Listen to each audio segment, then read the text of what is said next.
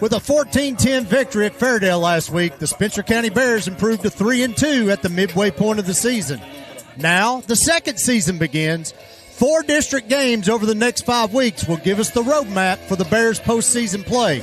It's homecoming night in Taylorsville, and the Western Hill Wolverines have come to Spencer County to battle the Bears. Good evening, everyone, and welcome to Spencer County High School. I am Bo Bruner, and I'm here with John Hutchins and the GHP-SPORTS crew to bring you another exciting week of Bears football. And, John, ugly win last week. I knew you were going to talk about this. Go on. But a win is a win. Yep. And it's probably going to be game film. One of those Coach Marksbury probably watches one time, then throws it in the garbage. Well, he probably will, and that's going to be better than what I would do because I haven't even looked back at it, though. I mean, that was definitely ugly. But it's one of those things that, an ugly win means 2 things to these coaches. One, which is the good thing, they got the W. But it's also not a terrible thing because, like I told Coach up here last week when we finished the game, you still get to show up to practice pissed off a little bit. You got time to work with them, you got time to coach with them, and you can be a little bit upset still the way that game went. But last Friday, it's behind us, Bo. And I'm sure these boys learned about preparing for an opponent and how to stay mentally checked in all week long this week. I imagine that was a big, big thing in practice. Now, let's hope that they can put that into practice tonight and make a long ride home for these Wolverines. We got a lot to get to in our Teacup pregame show tonight as we prepare for the Wolverines.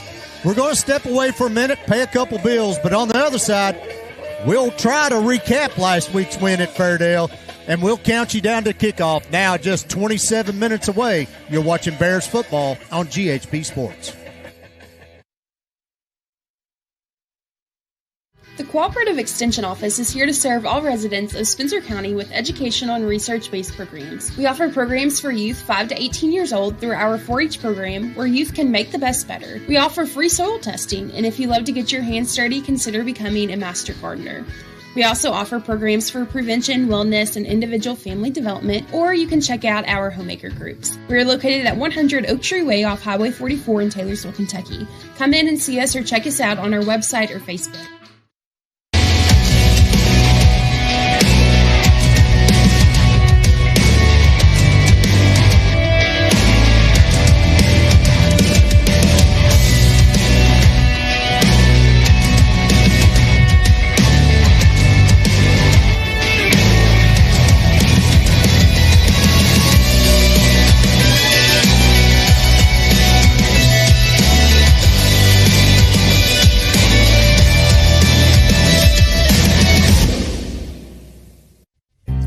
At Acadia Counseling, we offer a professional, down-to-earth approach for adults, families, couples, and adolescents who are looking for lasting results in a non-judgmental environment.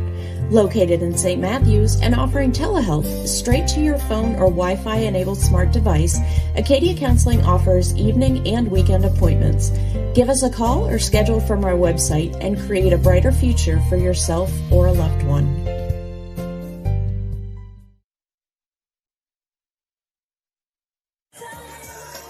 Welcome back to Spencer County High School. Y'all are missing Bo up here getting jiggy with it with the Will Smith.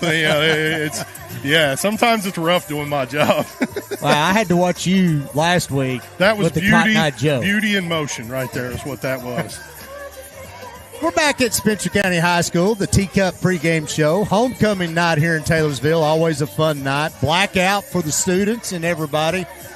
John, last week, Bears traveled over to Fairdale. They came home with a tough, hard-fought victory,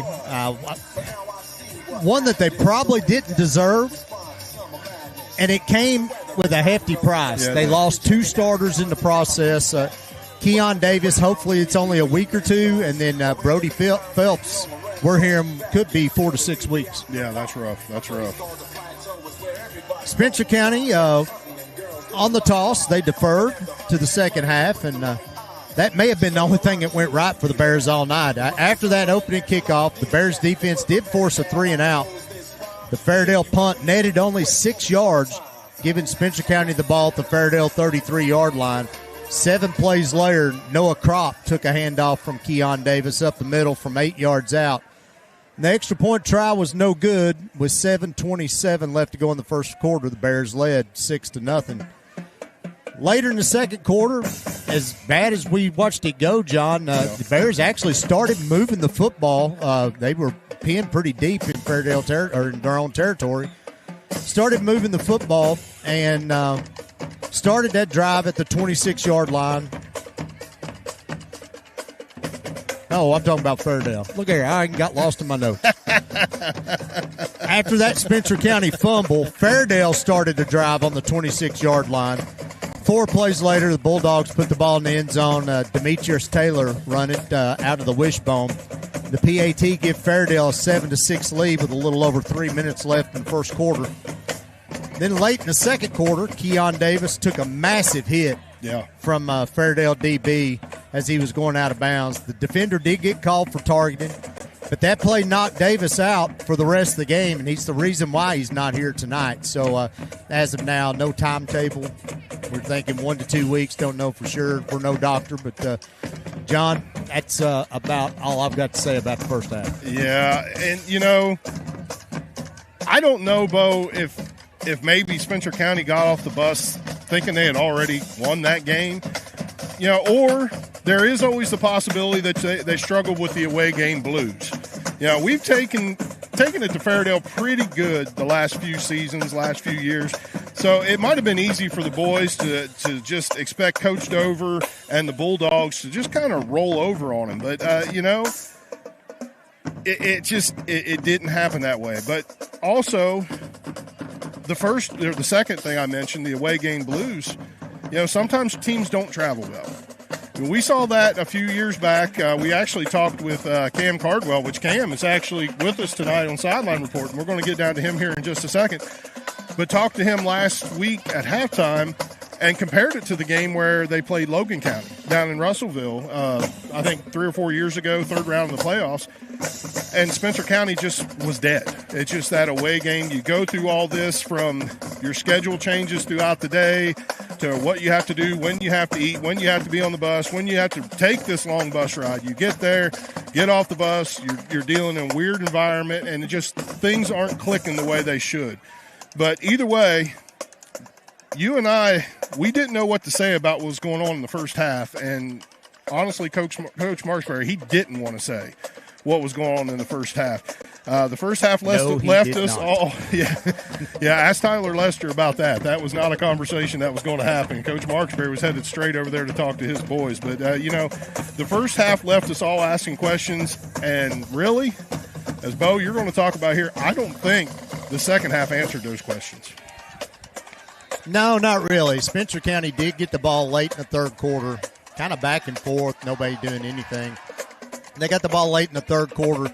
They did score a one-play, 89-yard drive. Jake Green got the pitch from Paxton Truitt, who was in at quarterback then for the injured Davis. Took it 89 yards untouched to the house. Coach Marksberry and the troops decided to go for a two-point conversion and was successful when Truitt completed a pass to Noah Kropp, who was all alone in the end zone. Everybody went right, Noah went left, and he was over there wide open. Truitt hit him with that. The Bears led 14-7 at that point. 10:36 left in the game. Bulldogs kicker did connect on a 31-yard field goal to close the score to 14-10, and that would end up being the final score of the night. The Bears improved to 3-2 on the season, entering district play this week. Lineman Richard Gilbert, John, was our Trevor Brown Construction Player of the Game. Yep. And no way for us to give you any offensive stats for a lineman. But all I can say, John, was this kid passed the eye test. He did. Both offensively and defensively. On defense, he ended up with 4 tackles, but there were several more plays where he had his hands on a Bulldog runner or was in the backfield disrupting their offense. And, no matter how good your skill players are, football games are won and lost in the trenches. Yep. And I'll be the first to admit, John, we don't give these linemen enough love. Yeah. But Gilbert's play really stood out to both me and you last Friday night. Yeah, and, so going back to the beginning of that second half, starting that half with that long 89-yard touchdown run from Jake Green, Bo, that was a spark. That was a spark that we hoped was going to start a fire with the Bears, but it was a spark that kind of got snuffed out pretty quick. The Bears, they still played that second half with a lack of energy and really allowed a team that, in Fairdale, that we really should have taken behind the woodshed in that game, let them stay in that ball game.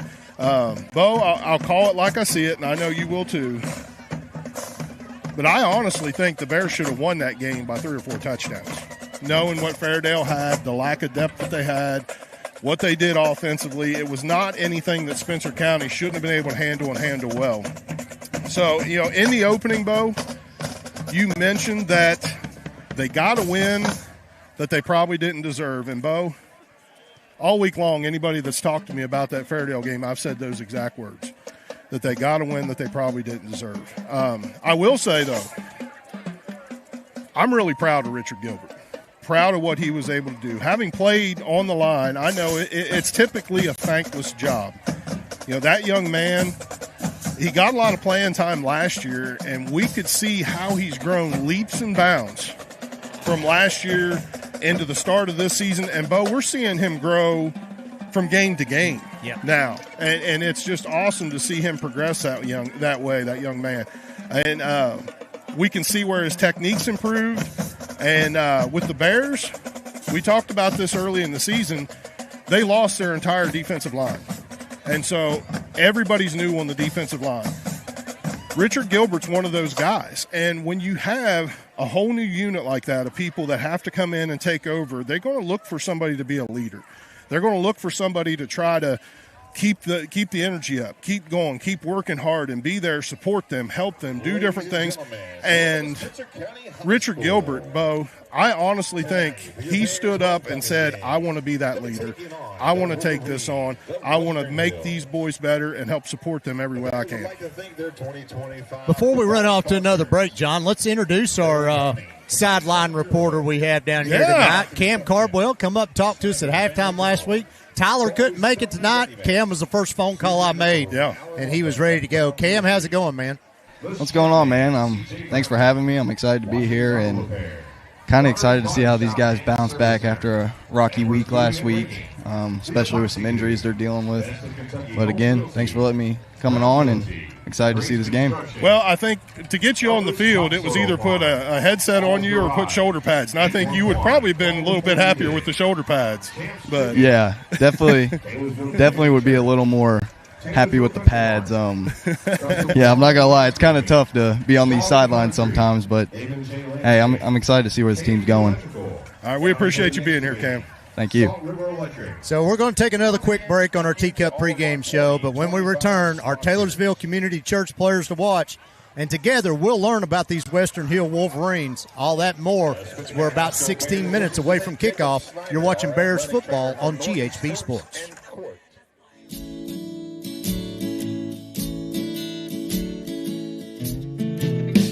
For over a century, the People's Bank has been assisting our community with their financial needs. The key to that success has been the close connections we have made with the people in the community we serve. Come in today at our main office located in historic downtown Taylorsville at 23 West Main Street, or at our branch located at 5511 Taylorsville Road in Fisherville, and see how we can serve you. The People's Bank is proud to support the efforts of our local athletic programs. Go Bears!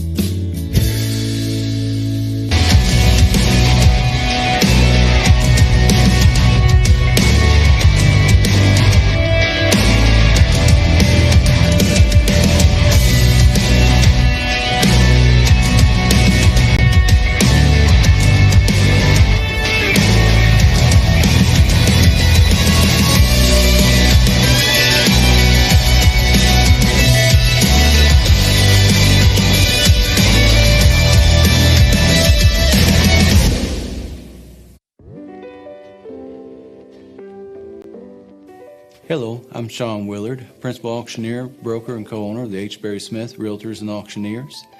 I'm a third-generation auctioneer, been in the business over 20 years, and learned the business as a young boy under my mentor, Barry Smith, my grandfather, Bill Willard, my father, Paul, and my current business owner and and partner Jimmy Willard, my uncle. I've learned over the 20 years in being in the auction business that most auctions come with a problem or a situation that needs to be solved.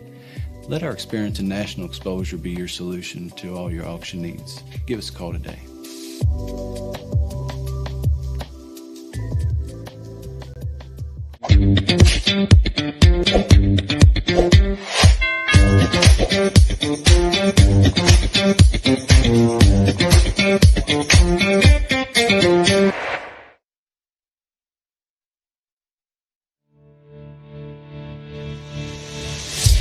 Are you looking for a reputable shop to take care of your ride?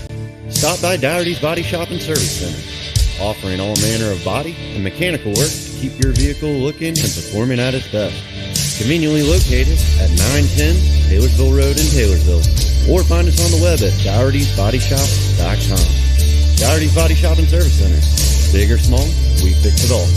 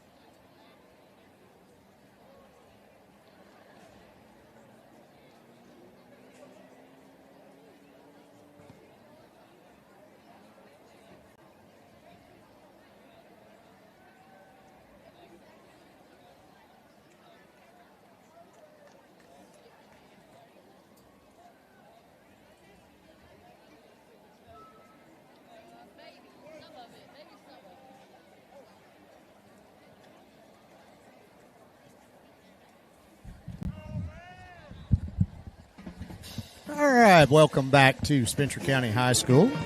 As we get ready for tonight, John, we need to look at our Taylorsville Community Church players to watch right quick. Yep. The Western Hills, senior running back, defensive back, Cameron Flynn. Flynn's another one of them do-it-all guys for the Wolverines. He's a lot like Jason Ray, just not as big. We seen against Henry County here a couple weeks ago. He's rushed 33 times, 284 yards. He's team-leading 10 receptions for 227 yards. He's caused a fumble. He's recovered a fumble. He's got an interception, 22 tackles. This kid does it all. And they will even try to line him up at Wildcat from time to time to get him going early.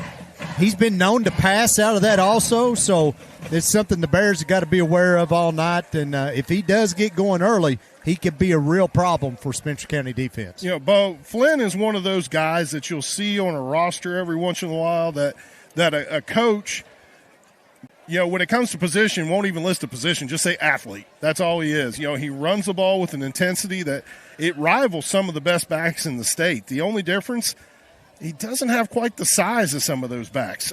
His speed, his vision, they help make up for that lack of size, and he will force our linebackers to be on our toes and be ready to come upfield to make tackles. On defense, he always seems to find himself in the right place in the Wolverine secondary. He's made some great tackles and even had a few picks to cap off his defensive stats. And Bo, Spencer County all night, they're going to have to know where number 2 is.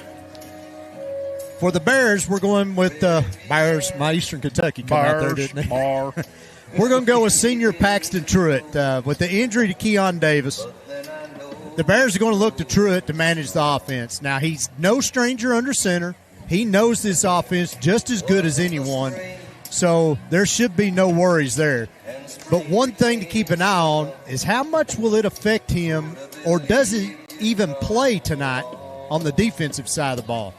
We've got an injury to Brody Phelps. The Bears are already going to be down their leading tackler in him. Yep. John, will Coach Marksbury try to rest Truitt when the defensive unit is on the field, or does he go both ways the entire game? And you know, that's the question, you know, Bo.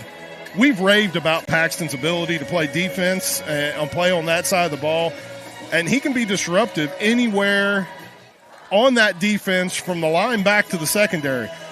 But with Davis being out, Paxton being looked to run the offensive attack, if I'm Coach Marksbury, I think I might keep him off the field on defense. You know, we're already blessed to actually have somebody like Paxton to come in and be that backup for Keon being out. We really can't afford to have him injured, too, if something goes wrong on the defensive side of the ball. And let's say what we're all thinking, too, Bo. Western Hills, it shouldn't be too much of a challenge for the Bears, even with a backup quarterback, even without Paxton on defense.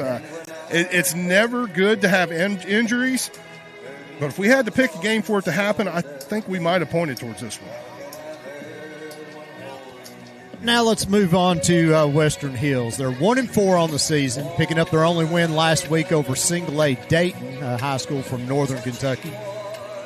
There have been 6 all-time meetings between these two teams. Spencer County leads the series 4-2, only allowing 6 total points in the last 2 contests. Since the last time they played, John, back on September 28th of last year, there have been 3 different head coaches to lead the Wolverines. This year, they're coached by Matthew Daugher, who took over the reins after the 3rd game this year when Coach Pete Combs was suspended and then eventually let go. A lot of film we originally had in this game, John, and we actually watched some of it Wednesday night. This team had been it's kind of been thrown out. The offense has completely changed. They started the season in the spread, wanted to throw the ball first, and then once Coach Daugher took the reins in the 3rd game, they've kind of went from the spread to now more of a wishbone-type offense, look to get the ball in their playmakers' hands. And when you talk about those playmakers, that conversation begins with our TCC player to watch, Cameron Flynn, and his backfield mate, Jarius Jackson. And we've already spoke of Flynn, what he can do. Jackson, he's a sophomore. He's quick, shifty, and you know, he can make people miss out in the open field. Last week he had 4 touchdowns, John, 110 yards rushing against Dayton. Yeah. And between them, they've got over 500, and they've got 588 yards rushing. The Bears will have to find a way to shut this tandem down if they want to go home with a victory tonight. And then under center, you got sophomore Nikolai Kendall. He's 27 of 58 through the air for 406 yards. But he's only completed 2 passes in the last 2 games, and those were for like 9 yards. Yeah. I mean, all this happened before the offense changed. Now in the wishbone, he's more of a game manager. He's done well in his first year, but he can also do something with his legs, getting out, run the ball for 72 yards this year. That's good for 3rd most on the team. One weakness, and John will link to this more later, that the Bears may be able to exploit on this Wolverine offensive line. They do start 2 freshmen at left guard and right tackle, or right guard and left tackle one, I forget. Right tackle, left guard.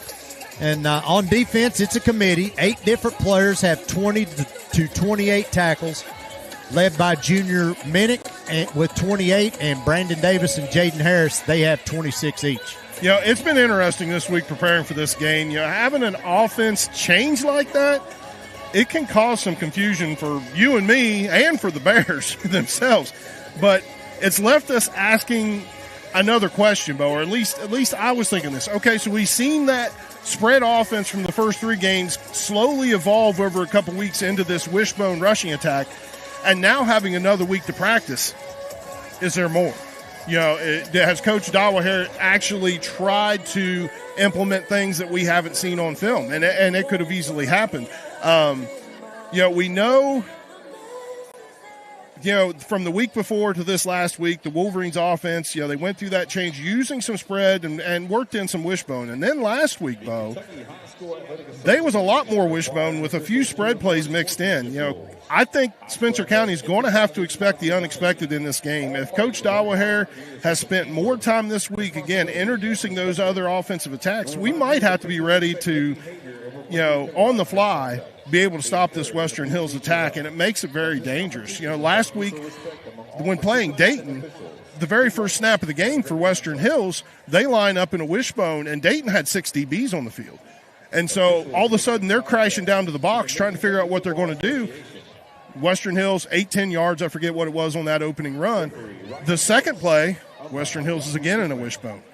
Coach for Dayton, timeout. We've got to figure this out. We've got to get the right personnel on the field, and it really caught them off guard. Will the Wolverines try to catch the Spencer County Bears off guard tonight? Well, let's look at our local State Farm agent, Brian Bashir's keys to the game tonight, John. All right. First one John's got up here is next man up. Well, and it's just simply talking about the injuries. Injuries are going to happen, and that's a fact that every coach faces every year. Spencer County, we're lucky to have the roster that we have with the young men that we have eager to be on the field. Our youth and middle school programs have done a great job feeding into this high school program kids that have learned this offense, learned these styles of defenses, to where they already have this basic knowledge once they're coming in, and it is literally that attitude, next man up. Number 2 is they're coming at you. This Western Hills offense, Bo, it's a run-first, run-often offense. The Bears will need to be ready to stop this rushing attack. Honestly, if I'm Coach Eldridge in the defense, I'm committing my defense to stop that run. I'm going to make them throw the ball on me to win this game. And if they do well throwing the football, we can make a few adjustments here and there. We know from seeing some practice this week the Bears are prepared for that. But it's also one of those things that I'm going to stack that box, I'm going to shut this wishbone down, and I'm going to force them to be uncomfortable. Protect the rock. It's simple. We've got to keep possession of the football. Last week, we mentioned that costly fumble that we had on the drive, and we had some momentum building on that drive. When we had that fumble happen, took the air out of the sails of the Bears, and between being able to maintain energy on the field and keeping Western Hills out of the game, we have to avoid turnovers. And Bo, I got another one. It's not going to be on y'all's screen at home. Bo hasn't seen this or anything like that, but I call it BYOE instead of what the other one could be. But BYOE, after seeing the Bears play last week, the way they were played and as down as they were against Fairdale, Bo, it's bring your own energy tonight. The Bears have got to come with it tonight because it definitely was not there last week, and I am sure that Coach Marksbury, Coach Eldridge, and his staff has gotten their attention this week in practice. We do have to give a little shout-out tonight. Buddy ours, Darren Douglas over at Woodford County watching us tonight. I know he called you right before we went on the air, and he had hoped maybe to come over and see us, and we could have talked with him some on the air. But birthday coming up tomorrow. Happy birthday, Darren. We're glad you're with us. Woodford County off tonight, and hopefully you enjoy a good ball game here. Take care of that back, man. I didn't watch, John, but it looks like the Bears have won the toss and deferred, if I was going to guess. Jackson Brown set to kick off. He kicks this one long. Nobody back in that corner. It goes out of bounds. Had the right idea, John. Nobody was back there. Yep. And I think Western Hills was prepared for the short kick. You know, that we had the issues at KCD. And then the last couple weeks, it's been little short kicks around the 20, 25-yard line. Yep. It's the first time he's booted it in about 3 weeks. Yeah, so that's a penalty, kickoff out of bounds. So that's going to bring the ball out to the 35-yard line. Western Hills electing to want it on that left hash. And that's where they're going to take over. And just as we expected from the film we watched, they're going to line up right away in that wishbone, Bo. Handoff quickly goes to Flynn. He's going to get forward for about 4 yards, bring up second down and 6. And we're going to see a steady dose of that tonight. Yeah, and answer one question right now. Paxton Truitt, Bo, he's out there on defense. We wondered if Coach Marksbury might try to protect him a little bit, but, you know, this is also an opening night of district play now. And so these are the games when this is starting to matter. You know, we got to take care of business here, and Coach Marksbury just knows that Paxton Truitt's too valuable of an asset not to have on the field for defense. Kennedy under center. This time gives it to Jackson. Caught in the backfield by Ryan Tobey, and then a host of Bears come in. They're going to give him forward progress to the 40. He's going to pick up 1, bring up third down and 5. Definitely a run-first type of an offense. Coach Dowaher having taken over, and I'm hearing in our ears, Cam, you got something for us down on the sidelines, buddy? Seeing Ryan Tobey there, that's what you love to see as a coach, because he saw those linemen slant down and he automatically went and filled that hole. I mean, seeing that this early in the game, that execution and discipline, that's exciting. Yeah, it really is. You know, you're going to see Western Hills do a lot of zone blocking, but how, like Cam's talking about, how they'll try to slant that, try to push to one side and give that running back a hole. You know, a lot of these teams, especially, Bo, when you see this wishbone, you know, you're going to see some interior running, but many of them, they're pulling guards. They're doing something to try to get angles. And it really, we talked about this Wednesday night watching film. We're surprised having 2 freshman linemen between the left guard and the right tackle and using those guys and still trying to zone block. I mean, if I'm Coach Dowaher, I'm going to use my angles. I'm going to have a guy J block. I'm going to have a trap. I'm going to have something happen somewhere to give those guys an opportunity to get some angles and try to open up holes. And it was a great job by Ryan Tobey getting back there. False start on that last play pushes the Wolverines back 5 yards. Third down and 10. Got one out wide here to the short side of the field. Pitch goes to Flynn. Flynn tries to get around the outside. It's going to get up to about the 36-yard line. Pick up 6. He'll bring 4th and 4. Let's see what Coach Dahlhair does. Looks like he's going to go. He's dangerous part of the field to go for it on 4th down. Tried to make an early statement that Flynn has had success, John, moving the ball his first 2 carries. Be interesting to see the call here. You know, these first few carries, we've seen nothing but between the tackles. Does Coach Dawaher want to try something around the outside, maybe catch our linebackers pinching in?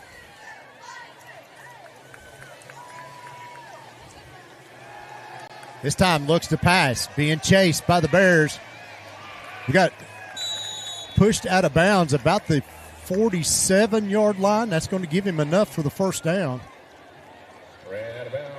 It's just what I was thinking, Bo, right there. You know, that's what a coach is going to do offensively. He's going to try to bait that defense. He's going to try to get them to commit to something even before he snaps the football. And right there, you know, you have that play action, that bootleg out to the left, looking for the pass, not there. The Bears defenders did a great job of eliminating that.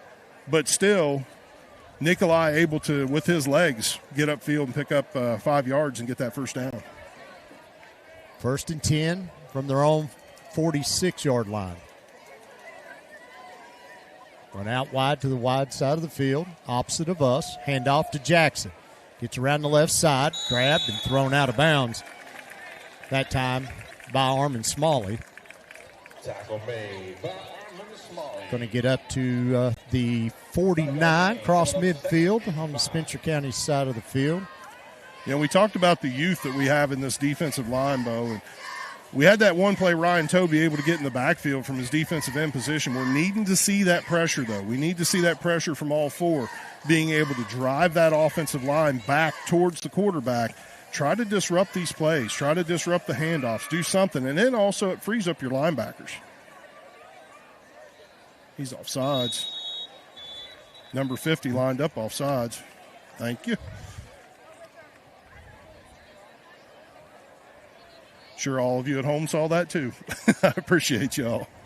False start on the Wolverines. Call him false start, but that's you're exactly right, John. He lined up offsides. I push him back 5. Back to the original line of scrimmage. 10. Yep.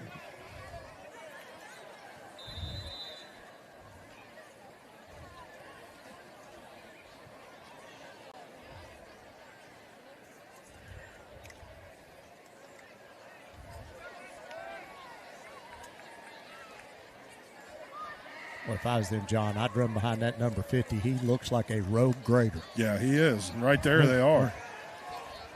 Flynn up the middle is going to get up to about the 41-yard line.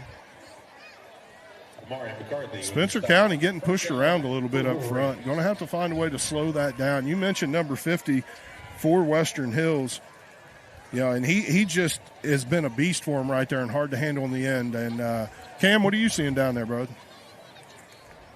For this defensive coach in the past, this is the dream offense you play against. You watch their line, you watch their ends, and they're stepping and they're telling you exactly where the ball is going to go. You just got to make sure that you stay focused and, trust your reads and execute how you're supposed to. I think they'll make the proper adjustments here. It's exciting whenever you play an offense like this. They tell you where the ball's going. Oh, and there's our Trevor Brown Construction Player of the Game from last week, Richard Gilbert, coming down from his tackle spot. Tackle made by Richard Gilbert. Giving up a couple yards there.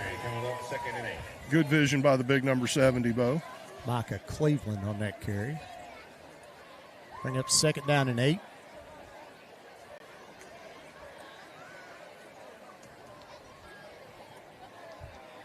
Western Hills, they're doing all right here. Of course, we knew it would be a steady dose of Cameron Flynn, and it has been.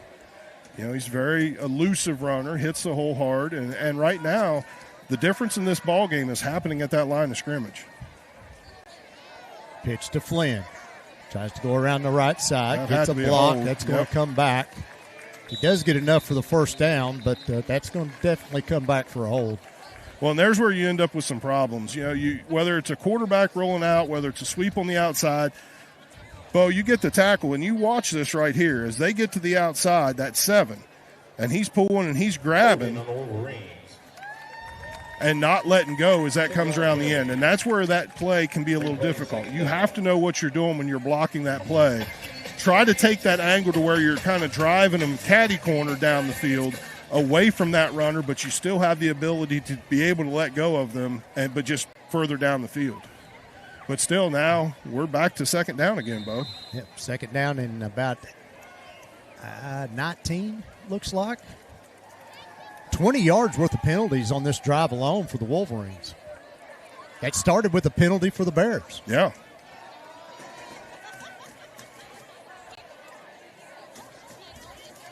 Hand off to Jackson. Nothing. He doesn't get much, if maybe a yard.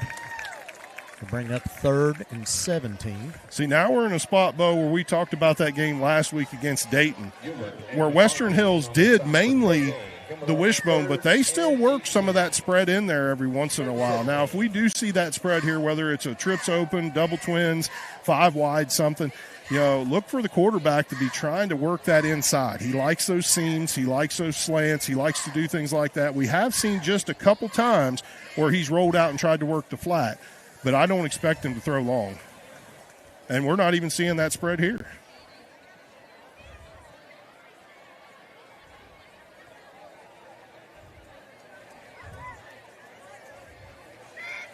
Official starts to wave the hand. Handoff goes to Flynn. Gets by one tackle, but he doesn't get by McCarthy.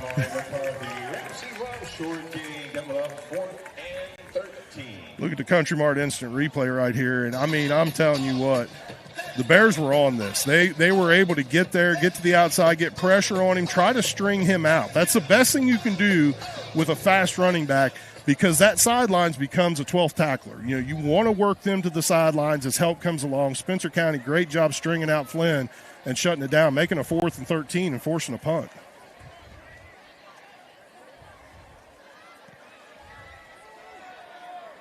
Ball's going to land about the 22-yard line down there, and that's where the Bears will take over. After the punt, the Bears will take over. 1st and 10. 7-minute drive, John. 10 plays. They only managed about 20 yards out of it when time you factor in the penalties. Yeah, the penalties were killing the Wolverines. Spencer County, you know, doing a good job, staying disciplined, you know, other than that kickoff out of bounds to start the game. Nothing, you know, issue-wise when it comes to penalties for Spencer County. Just really got to work on that defensive front and being able to help control their offensive line, and I think we're in business.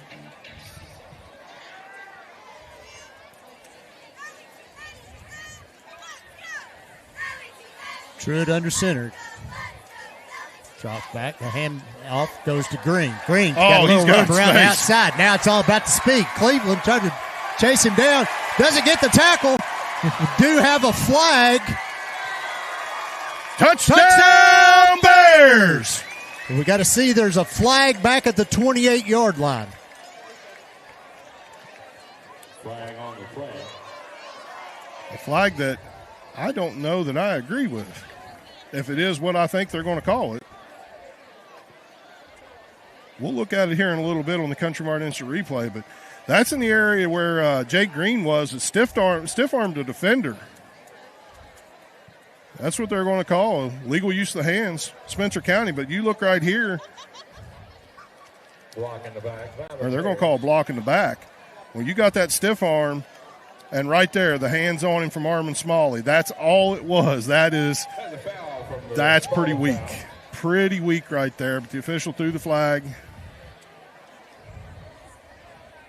Still going to be a Spencer County first down. It's going to have the ball spotted about the 38-yard line of Western Hills. That's like a 38-yard penalty. Yeah, take that's points off the board. Huge.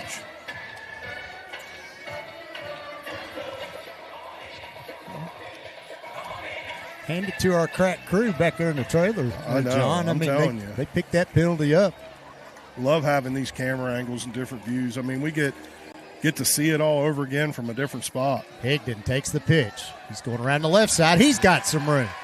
This time he's going to get down inside the 10, chased out of bounds. Where are they going to mark him at? About the 9-yard line. I think the official showing 10. 28-yard gain for Caleb Higdon. It's going to be 1st and goal from the 10. Caleb Higdon, another one of those backs for Spencer County that he saw some action last year, in and out, kind of rotated in, and really has blossomed a lot this year, you know, getting a lot of touches from Coach Marksberry. And it's when you see plays like that, you know why. I mean, he's doing good things when the football's in his hands. I love watching these guys, John, how they mature. Before you get the ball and they just take off running, go as fast as they can. Now you can watch them wait on their blocks. Handoff. Noah Crop. Crop up the middle. Touchdown Bears!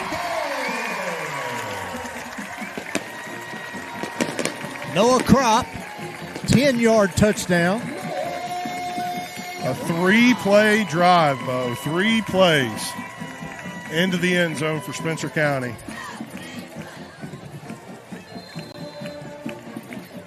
Brown on for the PAT. Snap is low. Kick is up. And it is no good.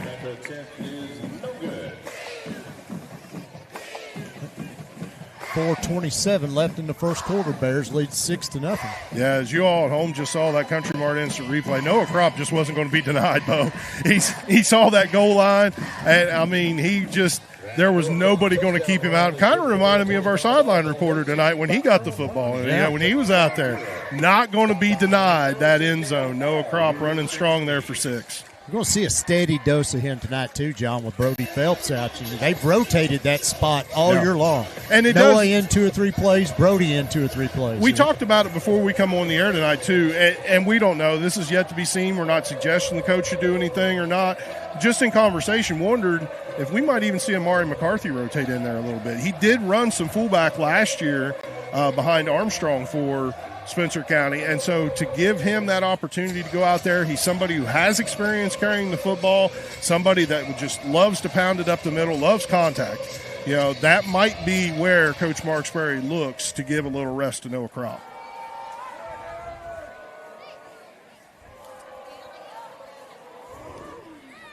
This time kicks it long again. Cleveland fields it about the 10-yard line.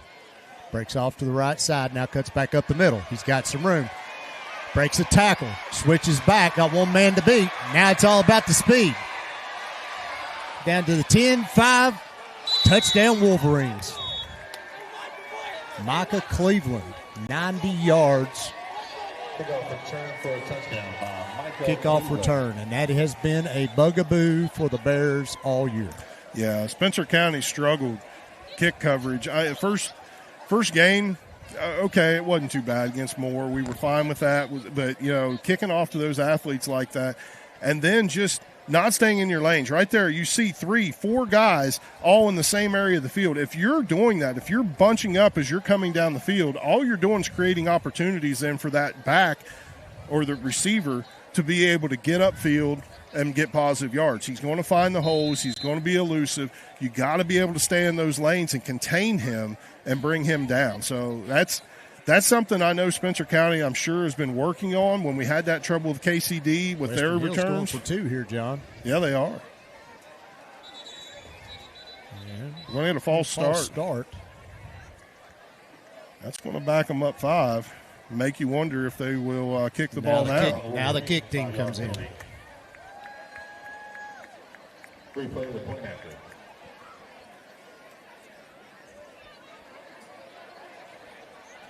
Fourth penalty on the Wolverines in the first quarter.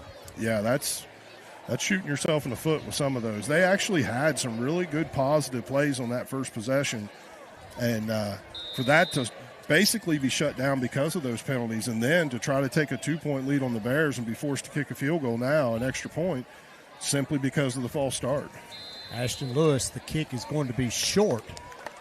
And with 4:12 left to go in the first quarter, all knotted up at 6.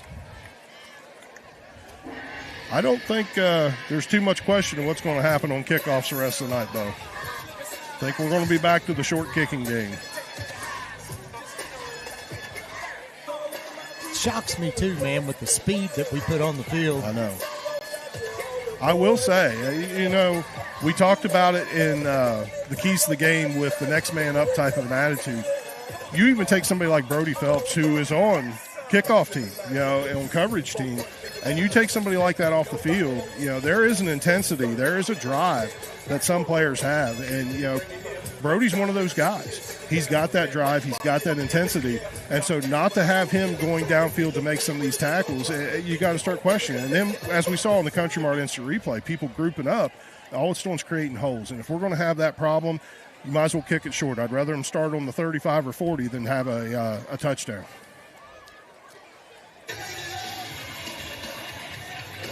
Green and Smalley back deep for the Bears. Both standing right around the 5-yard line. What we've seen in warm-ups, John, I do not think he's going to kick it that far. Yeah, I don't think so either. I think one of the up-backs will probably take the ball here. Build it about the 30. It's across the 40 to about the 41-yard line. Ryan Toby with that kick return. Like that, too. Fielded that football, and it was 2 hands on that ball. Yep. He covered that thing up, and he wasn't taking 2 hands off that ball until he was, giving it back to the official. It's going to give Spencer County pretty good field position here, starting at their own 41. 3-play drive last time resulted in 6 points. See what kind of adjustments Coach Dawaher has made to his defense and see if he can slow down this rushing attack. Truitt swings out, looks at the pass. Hits a man on crossing route, gets across midfield, now to the 40. Breaks the tackle, across the 25, and another flag comes out. That's Kropp. Kropp was the receiver, and I don't know if they're going to try to get Higdon with a block in the back here. See our Country Mart instant replay. We may be able to see what's going on here. I think it's Higdon that they're going to be looking at for the penalty. He's coming across here. He's on the left side of your screen coming in. Number 3 right there. And, yeah, the push on 26, that's what they're going to call right there for that block in the back. Still going to be enough to give Spencer County the first down, but that's twice now. We've had 2 long runs end up being called back to a block in the back. And it's pretty simple. Of course, none of these kids have names on the back of their jersey. But if you can see that number on the back of their jersey, if you can see anything like that, you've got to keep your hands off of them. The officials are watching for that tonight. 7th penalty between the 2 teams in the first quarter. Truitt, handoff. No, he's going to keep it himself. He's going to lose about 2 yards on that play. Yeah, it looked like they were trying to run that triple option. I think Paxton might have missed that read on that tackle. You know, he did the fake to Noah Kropp, and I don't know if there was miscommunication between him and Kropp. And of course, Kropp didn't come out with the football, but that tackle had committed coming after Paxton. And you know, if you noticed at the end of that play, I mean, Kropp was still getting tackled, but he was 7-8 yards downfield. And so that A gap was open. That was an opportunity missed right there.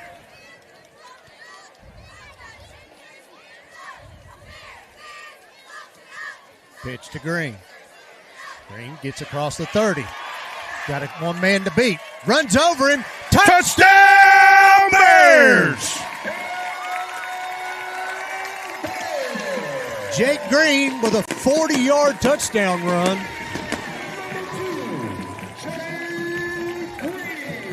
Another three-play drive.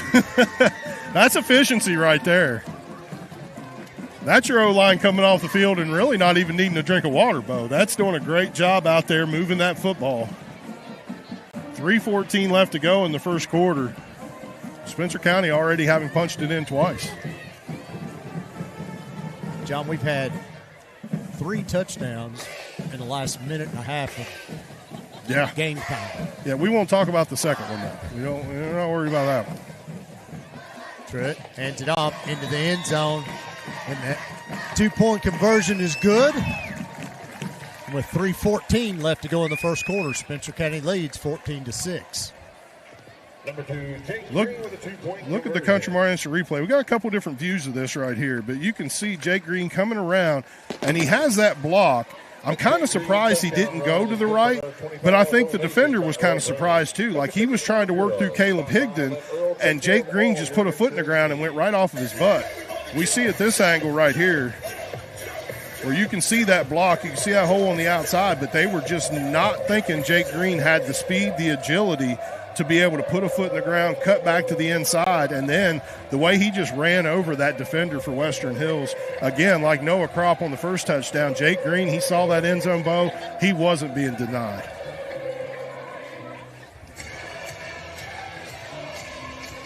See what kind of kickoff we got here, John. I got money on what I think it'll be.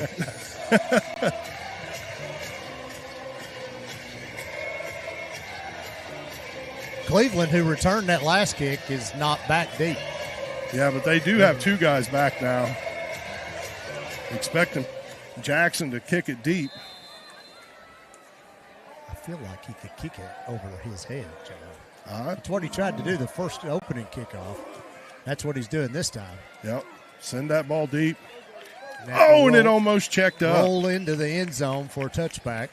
I was watching the Ryder Cup today, and to see some of the spin on some of those chip shots, I was hoping that ball was going to check up right there at the goal line. That's going to bring the ball out to the 20-yard line where Western Hills is going to get their second possession of the game. Spencer County's going to have to see what they can do defensive-wise, especially on that defensive line of control.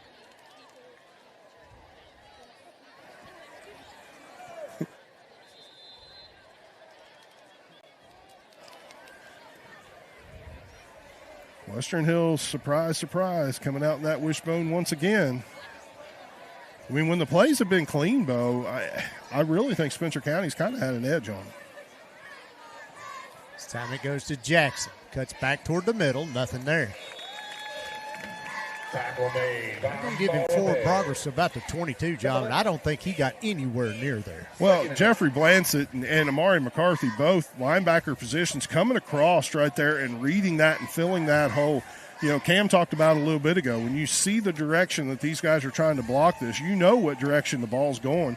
And Spencer County, they're setting up to fill these holes, to fill these gaps, and those guys able to shoot that gap and get a good stop on him for just a 2, maybe 1.5, 2-yard gain. Call it 2nd down and 8.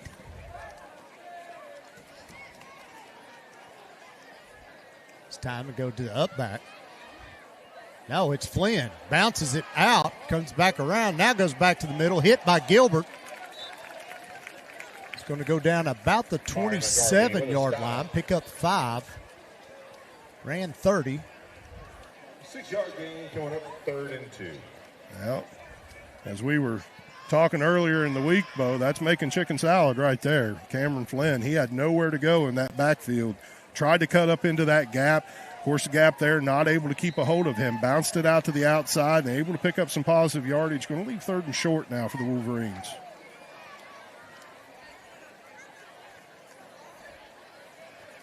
Wolverines a lot like Spencer County. They're going to take their time, chew the clock. Got the offset eye here, John.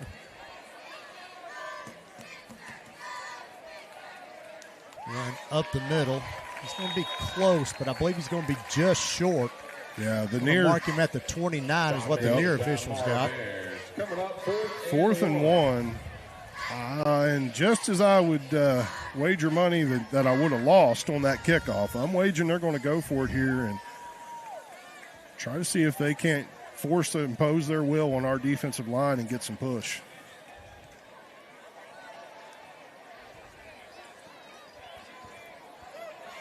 One minute left to go in the first quarter.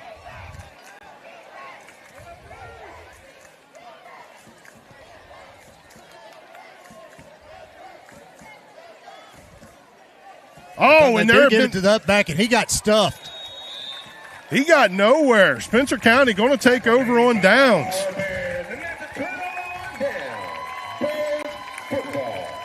Coach Dowell here rolling the dice here, thinking he was going to get that push, and Spencer County not having any of it. As you see Richard Gilbert shoving his guy back, linebackers filling in behind him.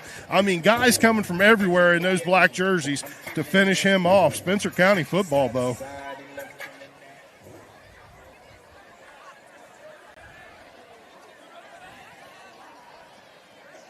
First and 10 Bears from the Hills 29-yard line. Like what Coach Marksbury did right there. Change possession, you get a little bit of extra time. Kind of can use it as a little bit of a timeout. You know, let his guys catch their breath on the sidelines before he sends them out there on offense again. Here we have a late sub even coming in for Western Hills. Higdon goes in motion.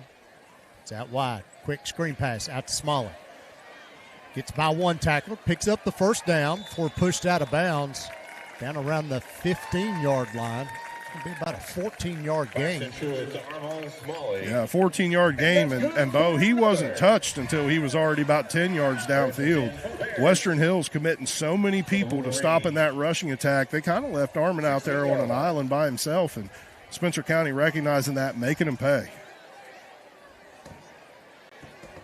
Shows you what that motion can do. They motioned out Higdon out there, and then he was the lead blocker for that. Exactly. And, you know, it takes the eyes of the linebackers. You know, it's got them looking at him, seeing what's going on. And when you get that quick pass out there, a lot of damage could happen fast. And now comes back around. He's got a blocker. He's got it. He's got it. Touchdown, Bears! Caleb Higdon.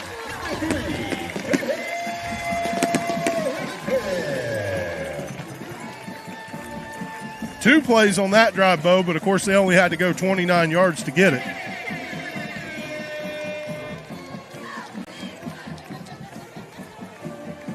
It'd be interesting here. Spencer County keeps up this offensive attack to be able to get an average of their yards gained per play. I mean, goodness, they are getting them in chunks.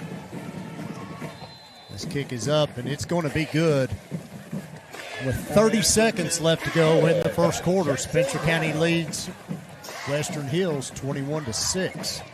8 plays, 3 touchdowns, John. Yeah, that's insane. I mean, that's not something you're going to typically see out of many football teams, especially a team like Spencer County running that wing T the way they do. But all Paxton of it pulled that out of Crop's belly, man. That was perfect. It was. I mean, yeah, and Crop linebackers attacked him, opened up that outside. But you take an offense like the wing T, and it's typically a grinded out type of offense. You know, we've talked about it over and over again, that this is an offense where you get behind, and it's the same thing now for the wishbone for Western Hills. You get behind, that is not an offense that's designed to put points on the board quick. Coach Marksberry bucking the trend here, though. Like you said, 8 plays, 3 touchdowns for Spencer County. And we're back to 1 guy deep. He's a little bit deeper than he was last time, though, Bo. Higher kick this time. Bounces, fielded about the 3-yard line. And taken down at the 10. There we go. Is that McCarthy again? That is McCarthy. Did you have to ask? Dude, that kid is everywhere. He is. I mean, special team, that's the gunner. He is. Yeah, you hear people talk about the gunner. He is the first one down the field every time. Yeah, and doing a great job there. That's something that we've seen a lot from Spencer County before. Of course, our other sideline reporter not being able to be with us tonight, and Tyler Lester, when he kicked for the Bears, it was a directional type of thing where he's trying to send it to one corner or the other. You allow your coverage team to converge and kind of fold in on that kick receiver to be able to get their tackle and hem him in right there. Great kick by Jackson Brown to get it down there, to basically stop it at the 5-yard line and force that receiver to pick up the football, and then there just wasn't much he could do.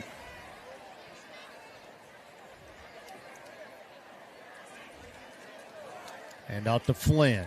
Bounces it to the outside, gets nowhere. May have taken a loss, John. He might have. They're going to give him the line of scrimmage. Coming up 2nd and 10. Flynn got up just a little bit slow on that play, too, at the end of it. He's taking a beating running up the middle against this Bears defense.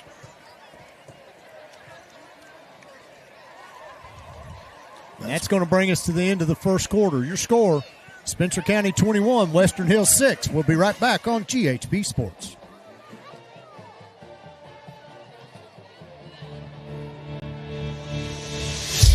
Are you looking for a reputable shop to take care of your ride? Stop by Dougherty's Body Shop and Service Center, offering all manner of body and mechanical work to keep your vehicle looking and performing at its best. Conveniently located at 910 Taylorsville Road in Taylorsville, or find us on the web at Dougherty'sBodyShop.com. Dougherty's Body Shop and Service Center. Big or small, we fix it all.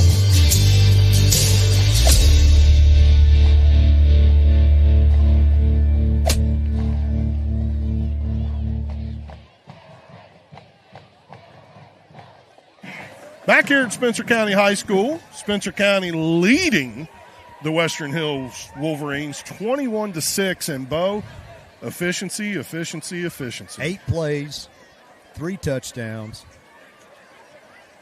Total of they started on their own 22, their own 41, and then the Western Hills 29. Which I like how that's progressing closer and closer to the end zone each time.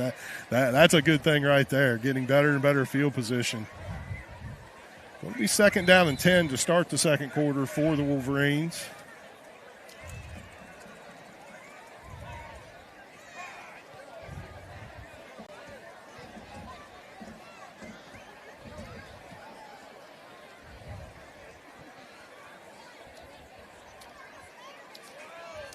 Kennedy takes the snap, rolls out, looking to run. Tripped up in the backfield. Caleb Higdon out there on the outside edge. No gain. Great job playing his position. You know, as you watch this Country Mart instant replay, Caleb Higdon comes upfield, and Bo, he sits. He waits.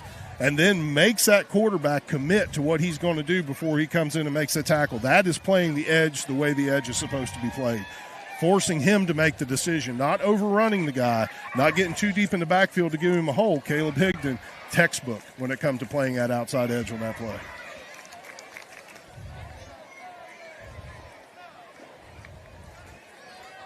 Third and 12.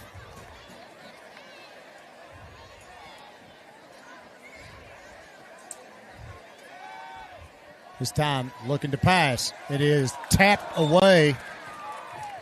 Smalley knocks that away. And now bring up 4th down and 12. Well, yeah, right there. Receiver for Western Hills having to turn defender real quick. Armand Smalley in great position. It wasn't even stride for stride. Armand Smalley had a step on him on where that ball was going to go, forcing that offensive guy to be able to make contact with him when that ball arrived, knock it away, and give Western Hills a chance to punt the ball. Bears should end up with good field position again here, John. Oh, they should. And, you know, I was just sitting here thinking about it, too. I mean, that play happened somewhere around, I believe, the 35-yard line-ish is where that ball was thrown to. We'll see if that actually netted them anything by knocking that away. And the Bears are just going to let it go. It'll be about the 37-yard line. Down at the Wolverines. 38-yard line. Any way you look at it, whether it would have been the interception right in that area of the field or this punt, Spencer County going to end up with great field position again. Western Hills backed up on their end, and just no answer at all for this barrage of rushing. And Bo, it's coming from multiple people. That's the thing that Spencer County's got an advantage with. You know, we talked about Western Hills, the player to watch, TCC player to watch, and Cameron Flynn, and that he is going to be a major part of their rushing attack. Spencer County, multiple guys getting the football, multiple guys getting positive yards, makes it rough to defend. Higdon in motion. This time, Paxton Truitt going to keep it himself, breaks through the line. He's got some room, one man to beat. He's going to go down about the 2-yard line, 35-yard gain for Truitt.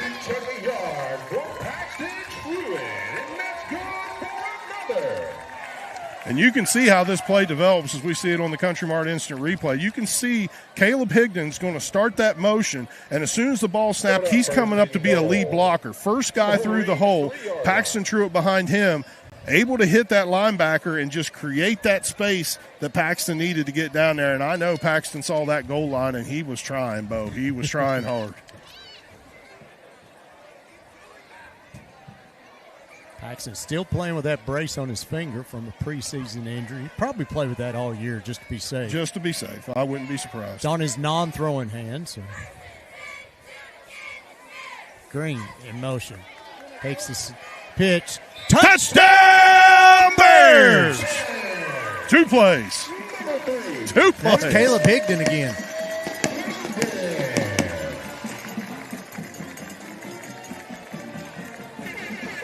Spencer County already got these players from Western Hills dreading that bus ride home, Bo. I mean, that's 45 minutes they're not going to enjoy driving to Frankfort right there.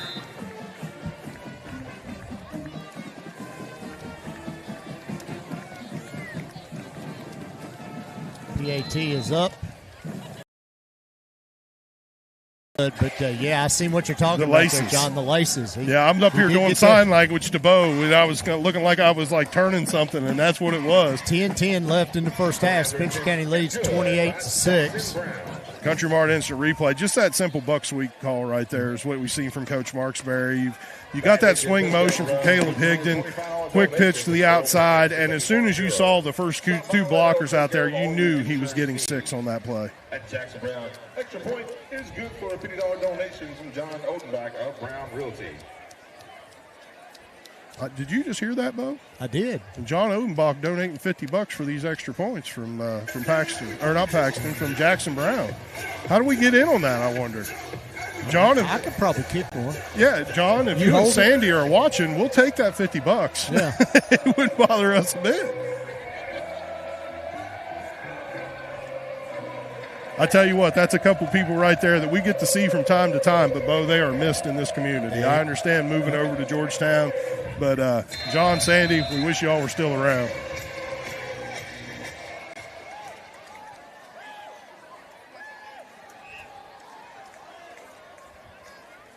One Wolverine standing on his 20-yard line, and that ball lands in the end zone. That's a leg right there. That's a leg. So Western Hills will get the ball at the 20.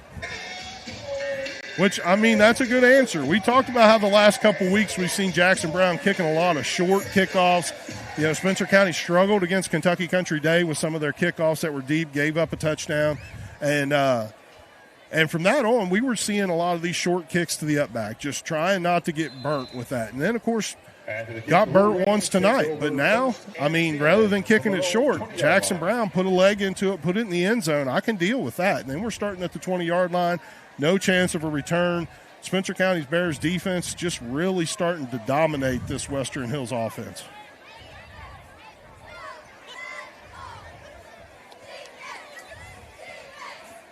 Jackson tries to bounce it to the outside. Got turned. It's going to go down about the 23, maybe 24-yard line. See where they mark him. We'll give him about 2 yards. Short gain on the play, coming up second. Armin Smalley, first man to the ball over there for Spencer County. And the Bears just, again, doing a great job stringing these plays out. Cameron Flynn, a great running back. I mean, he does great things, good vision, has good speed. Spencer County just using technique to be able to slow him down, to force him to have to stutter step, have to wait, and then we get in there and get that tackle. Actually, gave him about 3 on that. This time Flynn's going to get up to the 25. Bring up 3rd and 5. Tackled by number 79, Alex Garcia.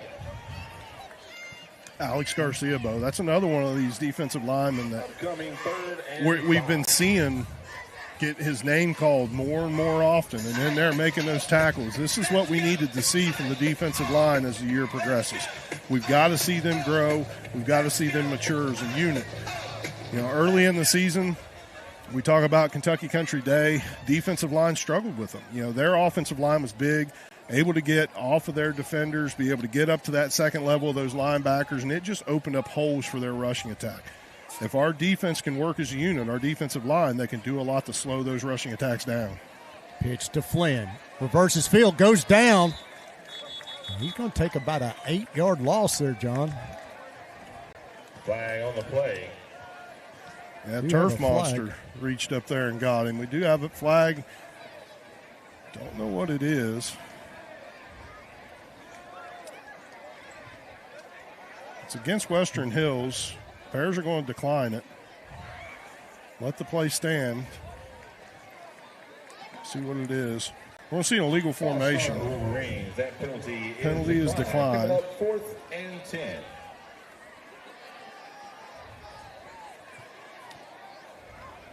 And we heard false start from the PA. It couldn't have been a false start. It would have been a dead ball. I do believe it was an illegal formation, though. Punt is off. Crop fields it at the 46. Got Smalley out in front of him.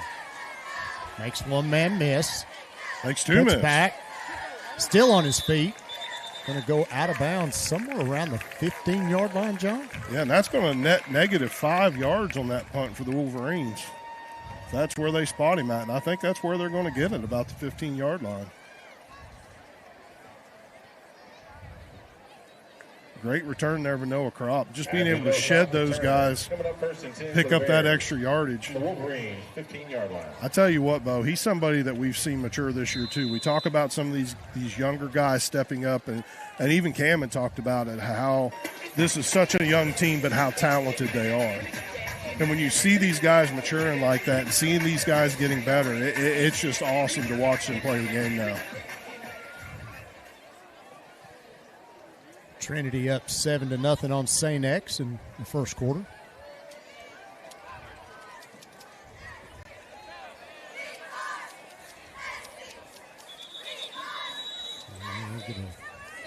We're going to get delay a game.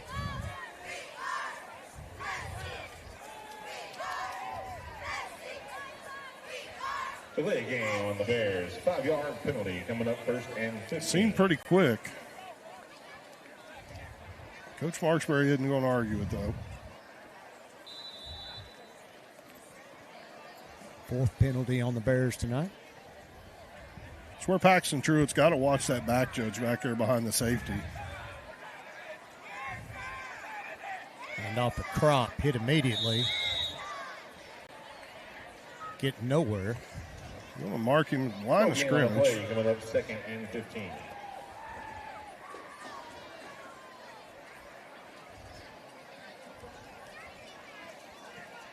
Pretty good turnout here tonight, Bo. As you mentioned earlier, it's homecoming, and let all of our viewers know we're going to do what we can to have homecoming on. You know, of course, we'll still have our halftime interview. Cam will hopefully be able to catch Coach Marksberry, talk to him a little bit, but we're going to try to air homecoming, and that way you all will be able to see it at home, be able to save it if it's. They usually give an extra 5 minutes, I think, on homecoming night. So this time, again, up the middle, crop. Touchdown, Bears! That's J.J. Fisher. Yep. Yeah.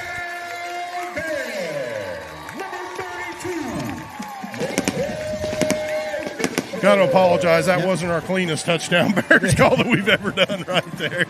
Kind of our trademark, and that one, that was on me.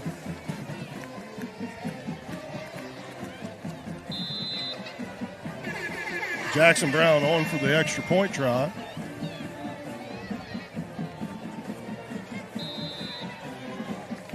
And it's good. That kick is good. 7:15 left to go in the first half. Spencer County 35, Western Hills 6. J.J. Fisher, watch this play. The up back comes through the hole, and look at that lead block. I mean, that was huge.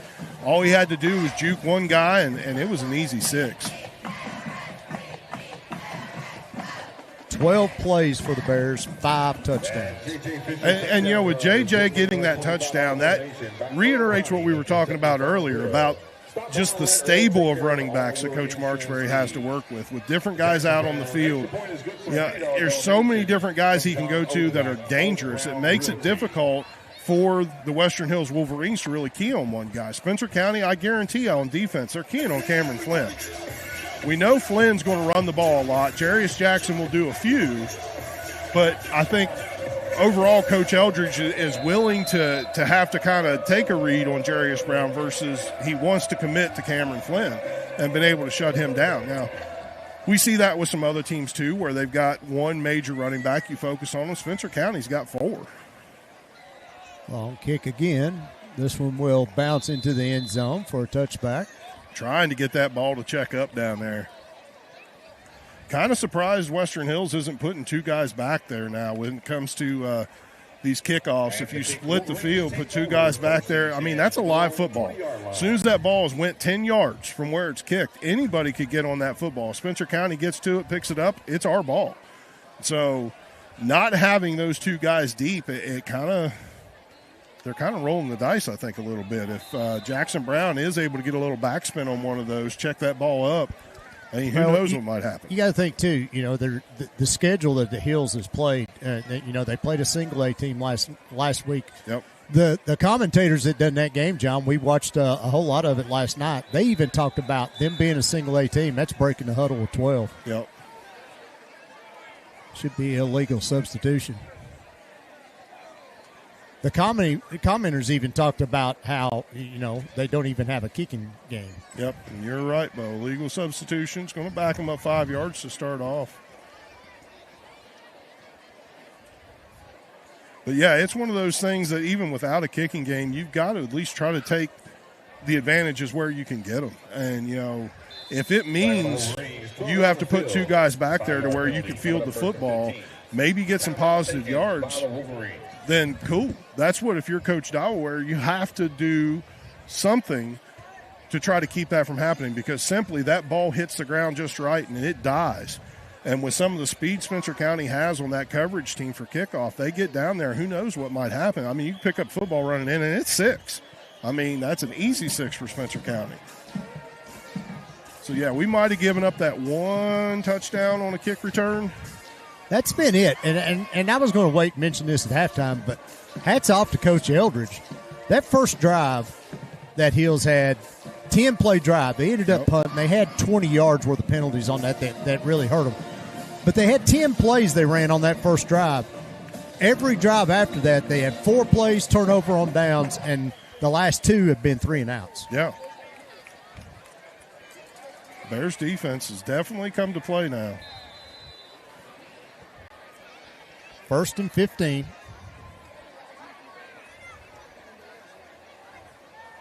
Handoff up the middle. Flynn is going to get across the 25 to about the 26-yard line. That's about the biggest gain they've had in a while, Bo. Stop made by Rodney. I do wonder, you mentioned number 50 earlier from Western Hills. I don't have him on my roster. And, again, coaches out there, if you're listening, if you're watching, please update your rosters. It does so much to help us out and making sure that we can, highlight these guys. So, but you take somebody like that on that last play and watch him, Bo. It's almost like he's firing off just a second too quick, a split second too quick. It looked like a false start that last time.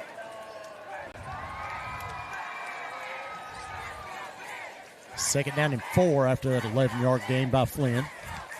This time to Jackson. Jackson hit, goes down just past the sticks, but a flag does come out. That's a flag in the area holding, too.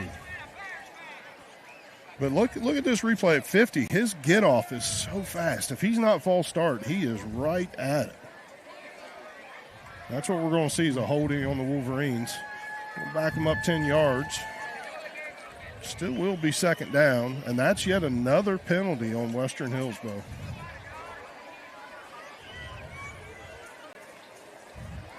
Holding on the Wolverines, 10-yard penalty. Replay, second down. 7 penalties for 40 yards in the first half, and one of those was declined. So really, yeah.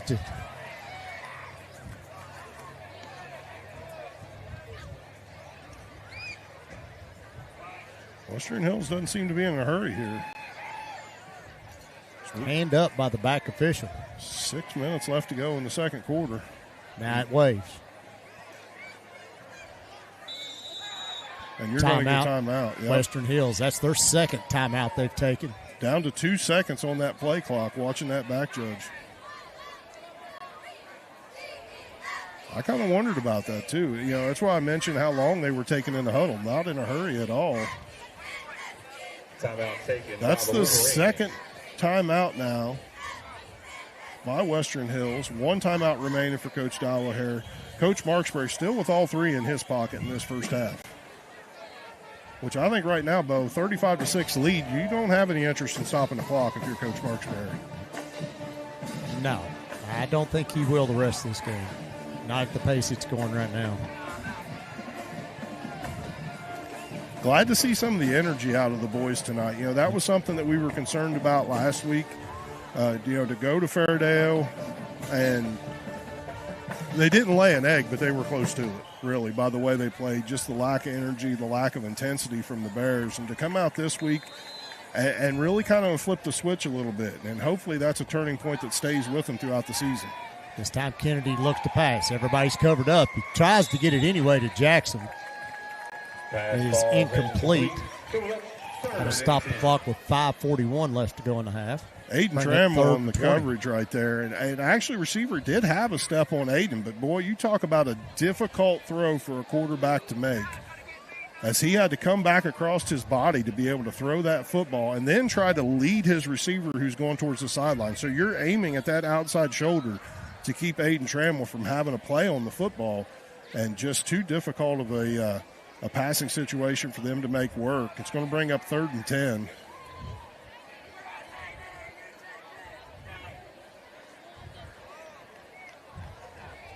That was one of the passes that we talked about in pregame that we would see them do every once in a while. They will work that flat every once in a while.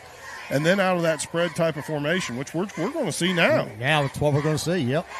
We got double twins Kennedy out there. back in the shotgun, first time tonight. Twins, both sides of the field. Kennedy across the middle. Oh, nice what a catch. He's going to be short. That pass was behind him, and he reached back with one hand, brought that in. That's Cameron Flynn on the crossing route. He's still going to be a yard short of the first down. Cameron Flynn. 9-yard gain. Wow. The catch coming up 4th and 1. But that's where we had seen in previous film them trying to work that passing game, whether it be a 5 wide, a double twins like that last play, whether it's a trips, whatever they're trying to run. they like to work that middle of the field. Every once in a while, they'll work the short flats, but they're trying to do these slants, trying to do these drags, trying to run these seams. Back in the bone. Handoff. Flynn breaks through, gets up to about the 35. Ball may be loose. It might have been. You got players diving on the field. See what the officials say. It's still Western Hills football. And that'll be a first down. And I tell you what, that's their first down, John, since the first drive of the ball game. Cameron Flynn calling for somebody to come in for him right now, tapping his head. Got a little bit of wobble to his walk. He's taken a little bit of a beating in this game. Earlier in the game, down on the other end of the field, we saw him get up a little bit slow at the end of a play. 1st and 10 for the Wolverines. Now, Bo, you got to think if they're going to run this wishbone, we're going to see a steady dose of Jarius Jackson. And that's who gets it up the middle, turns, gets up to about the 40, just across the 40-yard line, pick up 5.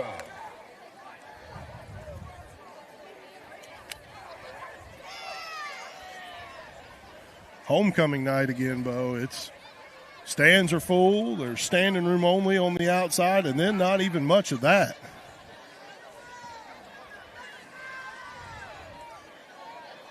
This time, handoff goes to Cleveland.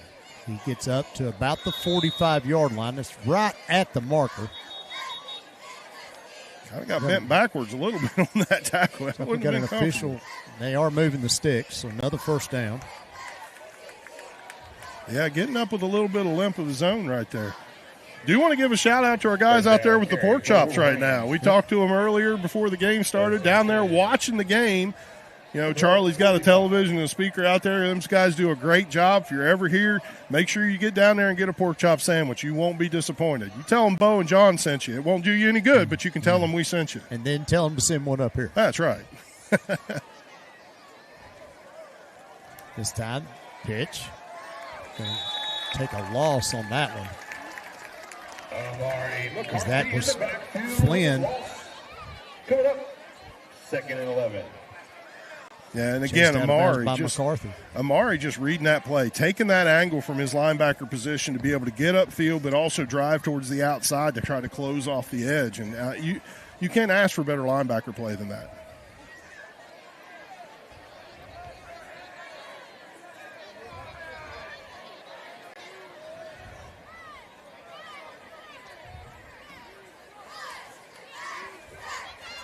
Cameron Flynn back on the field.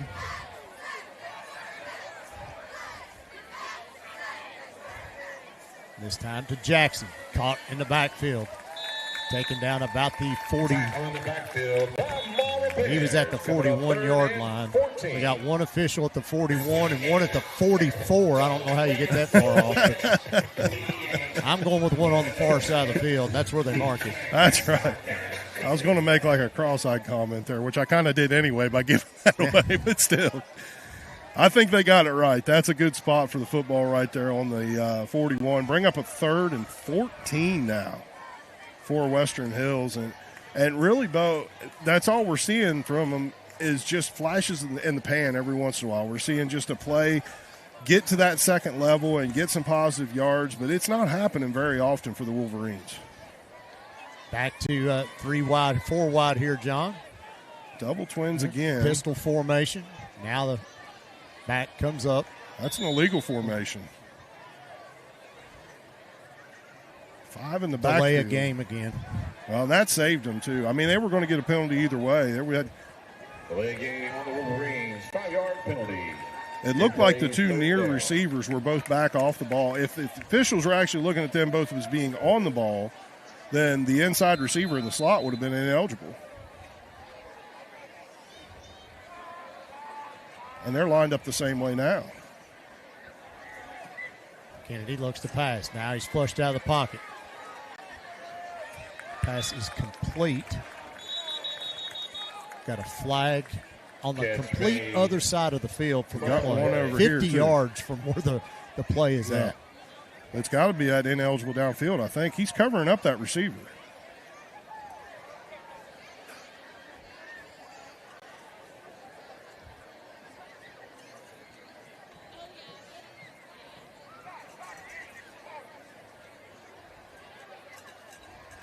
The near sideline judge is one that threw the flag. He's talking to Coach Marksbury.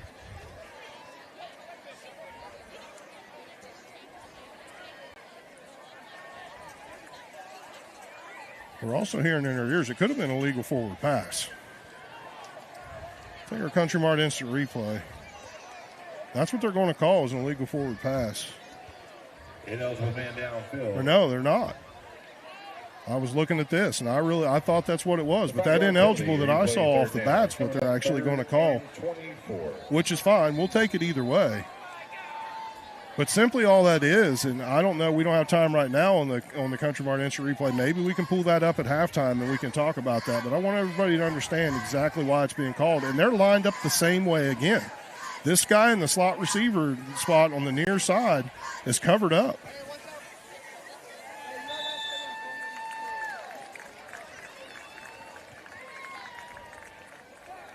Short gain on the play upcoming 4th and 23. Let's see if we can bring up that Country Mart instant replay, and we'll pause it. We'll have it stopped at the beginning of the play when they hit that formation.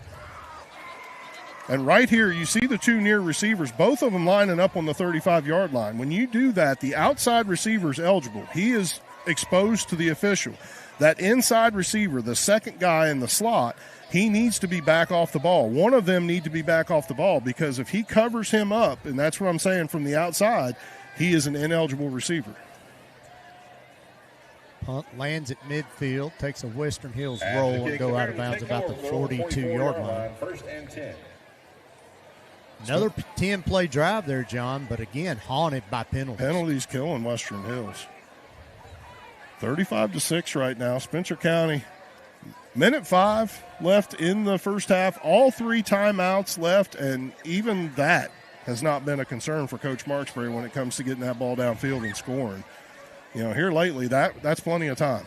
Plenty of time to pull this off. But, of course, Spencer County kicked off to start the game. Western Hills received, so Spencer County will receive the kick to start the second half and could possibly, if they're able to punch this in and get that extra point, put us in that running clock.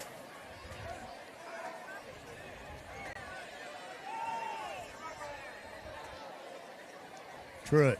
Pitch comes to the left side. Block. Green. It's going to get up to about the 30-yard line. 25-yard gain for Jake Green. And we talked about this last week. Watch Caleb Higdon. He's going to come from his wing spot down to block on the inside. And it's just a great block that he had. We're not going to get to it. They're going quick.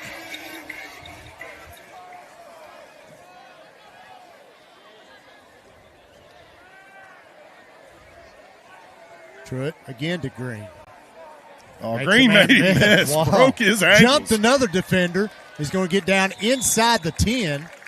Flag, late flag at the end of the play. Flag on the play. It's another 20-yard gain by Green. But while the officials sort this out, what I was going to talk about, that last play with Caleb Higdon, being able to come around that outside and get that block. We talked about it last week, Bo, that is something. This is it right here. Caleb Higdon pancake block that guy at the 49-yard line. That's what makes a good running team a great running team. When you have those other skill position players that aren't handling the football to be out there and make those blocks. And then when the guy who is carrying the football knows that that's happening and can trust those guys, he can read those blocks and pick up a lot of extra yardage. Paxton Truitt going to just throw the ball into the turf, stop the clock, which I'm wondering if Coach Marksbury's working scenario right now because he does have 3 timeouts. Definitely didn't have to spike the ball to waste it down. But this is a good chance to try to work like a two-minute style offense. Well, minute 7 is what we're going to have it. But that gives him a chance to work that and prepare for in the future. Cam, you got something for us down there, brother? Just going to agree with you. That's exactly what they're discussing down here is just might as well just get some practice out of this for the future because, you know, the deeper you get in the season, more chances are going to come up to where you have to do that. You don't have those timeouts. Yeah, and Bo, that's something that's invaluable. When you get actual game experience to work through things like this, clock running, you got ones-on-ones right now. I mean, this is a great opportunity for these boys to learn how to be ready for this, how to be planning ahead. That ball is snapped. You hear the whistle blow, I got to hustle to the line, or this is the next play. If Coach Marksberry or offensive coordinator calls 2 plays in a huddle before, we got this one, rush up the ball, we got this one. Or we got this one, rush up the ball, spike it, or get out of bounds. And you have to be thinking ahead constantly to make sure you're able to execute this 2-minute drive, as efficiently as you can and save enough time to put points on the board. 2nd and 5. Higdon in motion. This is where we've seen the screen pass earlier. This time it's a handoff up the middle that gets maybe 2. And now we're going to see a timeout from Coach Marksberry. Did not he wants to try to double up here, John. Yeah, like he does. You said, you got, one, you get it to the running clock. Exactly. And then you start the second half in the running clock. But also, you get the ball first in the second half. So. Yeah. That is the reason why you defer. Exactly. And, again, it's not that Coach Marksberry is trying to run up the score. It's not that he's trying to make Western Hills look even worse. This is simply working scenario right here. Working, you've got 15.6 seconds left. You have 2 plays to put points on the board, and the boys need this practice. They need this opportunity to work this efficiently. 3rd and 4. I honestly wouldn't be surprised to see a pass here, Bo. And we're not going. Handoff. Cuts back. Touchdown, Bears! Still haven't seen who it was. Jake Green. Oh, that's Jake Green. I couldn't see the number from here. Getting down there in the shadows of the end zone, and it was rough to see, but Jake Green with another touchdown tonight. Look at the Country Mart instant replay. And, again, this is that patience that comes from these running backs, allowing these blocks to develop in front of them and just using that, coming off that offensive player's butt to be able to cut up field. And that'll do that right there. Point is good. And with 10.8 seconds left in the first half, Spencer County leads 42-6, and that will kick off the running clock. 4 plays that drive, John. I'm sure the offense was exhausted. They're tired. That's the longest drive of the game for Spencer County as far as number of plays on the field. And that's counting the spike ball. Yeah, I know. Well, I mean, but they worked it, and they worked it well. That's handling that clock. That's handling that situation. And like Cam said, you're going to have this stuff come up in the future. You're going to have that knowledge and experience on the field that it's been worked, ready to go.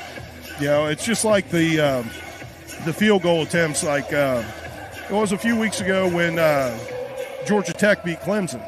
They had that last-second field goal. They call it Tora is what they call it, where they've actually practiced having these guys ready, field goal unit ready, because Georgia Tech didn't have a timeout at the end of the game.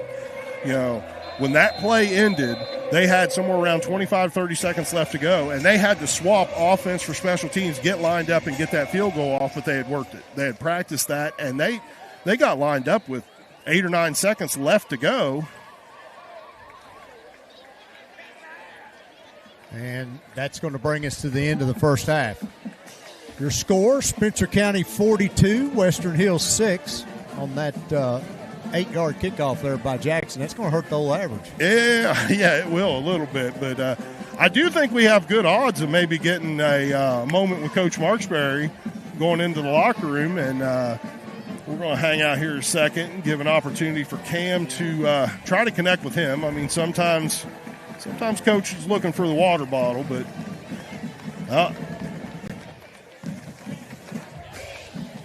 that's where he's headed. Yeah, he likes to get a quick drink before he goes in and talks. But let's go down to Cam, who's got Coach Marksberry on the sidelines.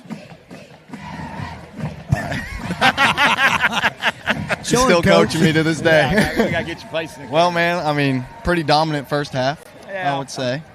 Yeah, we took care of business. The key thing is not really worried about the competition as much as we went back and looked at things after last week. And, yeah, Fairdale's really good on defense, but we did not block anything right all week. We were going to the wrong things and pretty hard-headed, so we come back out here and we ran power sweep, which is one of those plays you made famous out here. So we were running power sweep, and we were going to get it right this week, and I think we've executed it every time. So, but no, it's a good half, clean half, stayed healthy.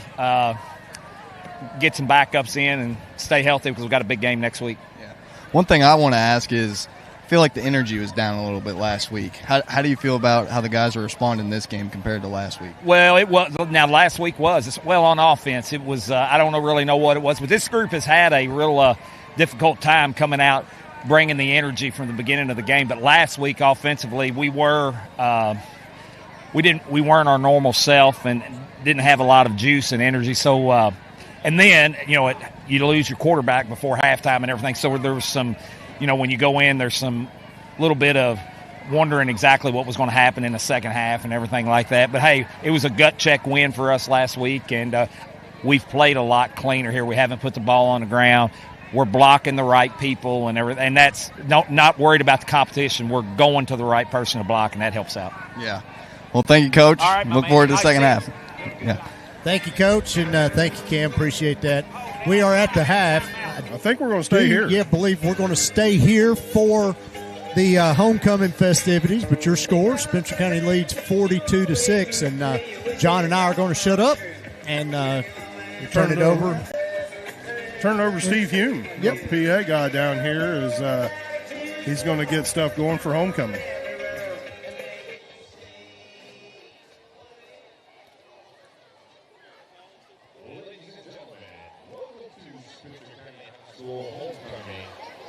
If you would direct your attention to midfield, I'd like to introduce our 2025 homecoming court. Your 2025 freshman representatives are Kylie Bogard and Braylon Gaines. Kylie is involved in HOSA, Beta, and Fellowship of Christian Athletes Leadership. She is also a cheerleader. After high school, she plans to go to UAK or U of L Nursing School and become a pediatric oncology nurse practitioner. Braylon strives to become a bodybuilder and to train others for bodybuilding. He would like to play in the NFL and become an NFL coach. After that, he plans to become a diesel mechanic. Kylie Bogard and Braylon Gaines.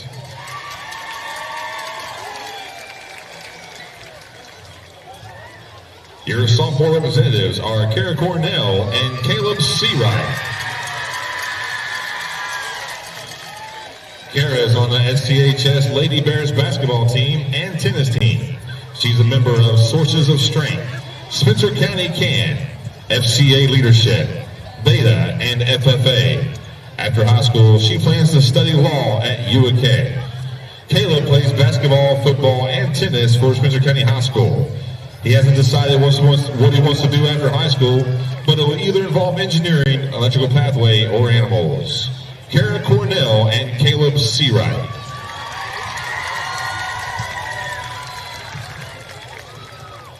Your junior representatives are Addison Gillett and Richard Gilbert. Addison is a member of the Spencer County High School Band, HOSA, Beta Club, FCA, Theater, and National Honor Society. After high school, she plans to earn a degree in nursing with a minor in Spanish. She hopes to work in labor and delivery and mother and baby as a bilingual nurse. Richard is on the football team and plans to continue playing football through college as he earns a degree to become a financial analyst. Addison Goodland and Richard Gilbert.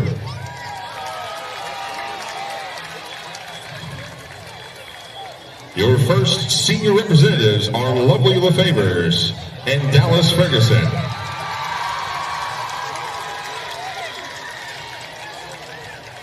Lovely is very involved in Spencer County High School through band, choir, Y Club, Beta Club, theater, Sources of Strength, Gifted and Talented, HOSA, Student Council, and as a student ambassador. She serves as a drum major, president of the chamber choir, class and choir publicist, HOSA historian, and is an MVP for Spencer County CAN. In addition, she is a 2025 Governor's Scholar for the Arts alum.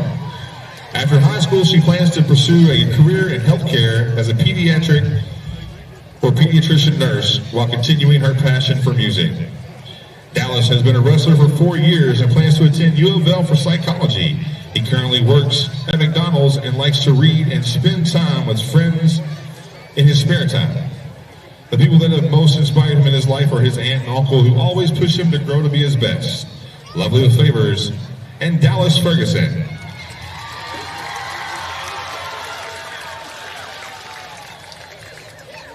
Next for the seniors are Brooklyn Porter and Noah Crop.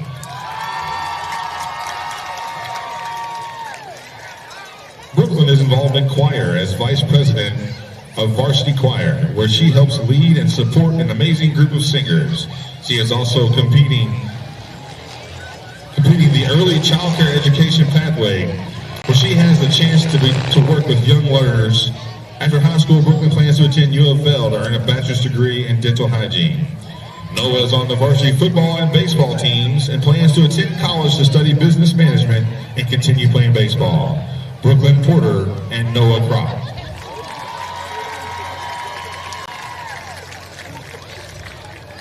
Following Brooklyn and Noah are Sophia Ho and Grant Gavin.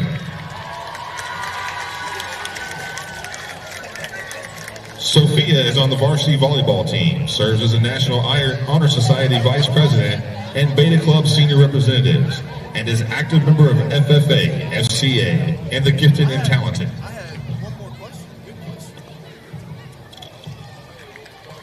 After high school, she plans to attend U of L and major in pre-vet science. From there, she plans to attend vet school at Auburn University in Alabama. She wants to become a large animal veterinarian while living on the beach. Grant is involved in Beta, FCA, FCCLA, NAA, NHS, and on the soccer team. He plans to go to college at U of L and study engineering. Sophia Ho and Grant Gaffin.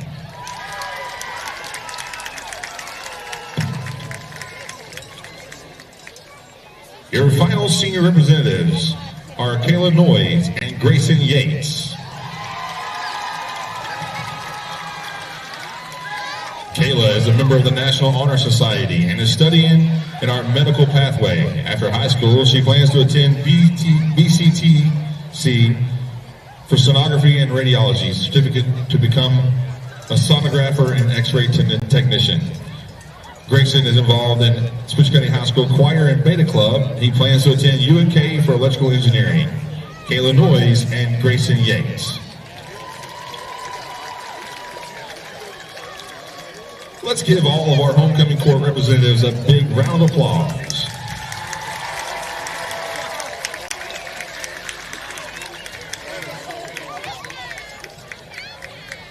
Now is the time to announce the 2025 Spencer County High School Football Homecoming King and Queen. Here to crown our new King and Queen is our 2024 Homecoming Queen, Lainey Williams. Lainey is currently studying pre-law at U of L, majoring in political science with a concentration in law and policy. Welcome back, Lainey.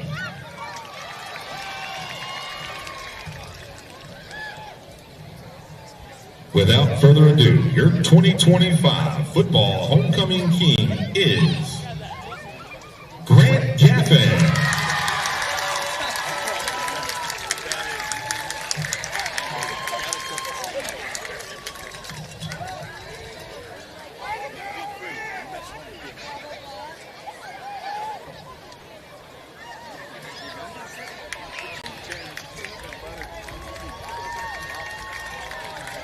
And your 2025 Football Homecoming Queen is Sophia Ho.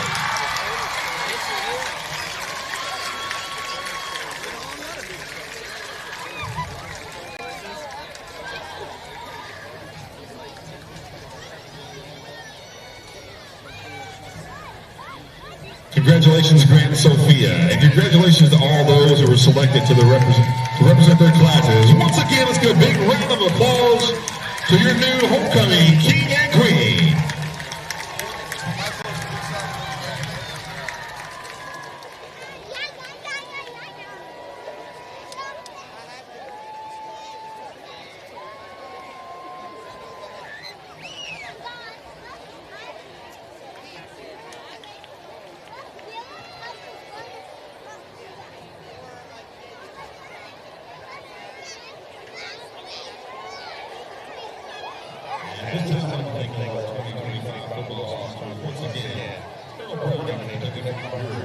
Hi,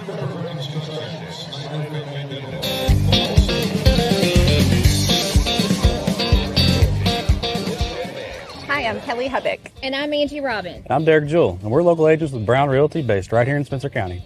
Spencer County isn't just where we work. It's where we live, raise our families, and invest in our future. Our kids go to school here. We shop local, support our small businesses, and are proud to be active members of this community. We know this town, every back road, every neighborhood, and every familiar face. We're proud to serve our friends and neighbors with real estate guidance they can trust. Whether you're buying, selling, or just need honest advice, we're here to help today and for years to come. We're your local team, Rooted in Spencer County. and ready to work for you. Country Mart in Taylorsville has the finest selection of freshly butchered meats, produce, and all of the other ingredients to make your mealtime a victory. If you're running short on time or just don't feel like cooking, Country Mart is the only place in Taylorsville to get delicious Champs chicken. Dine in or take it to go. Your family will love it. Make sure to use your Country Mart card to save on food and earn points at the pump. Country Mart, your local grocery, proudly serving Taylorsville and all of Spencer County for over 50 years. Who is Thoroughbred Asset Management? We are local financial professionals for local people. We are your hometown coaches. You'll see us at your school ball games, your church functions, our local chamber events. Investing in Thoroughbred Asset Management means investing in you. We are community members with a goal of helping others. We know you work hard for your money. Let Thoroughbred Asset Management help plan a retirement strategy that works for you. We have access to all types of investment options and will form a plan that fits your individual needs. We have the tools and strategies we need to help make your goals become a reality.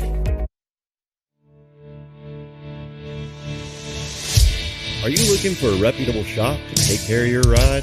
Stop by Dougherty's Body Shop and Service Center, offering all manner of body and mechanical work to keep your vehicle looking and performing at its best. Conveniently located at 910 Taylorsville Road in Taylorsville, or find us on the web at Dougherty'sBodyShop.com. Dougherty's Body Shop and Service Center. Big or small, we fix it all.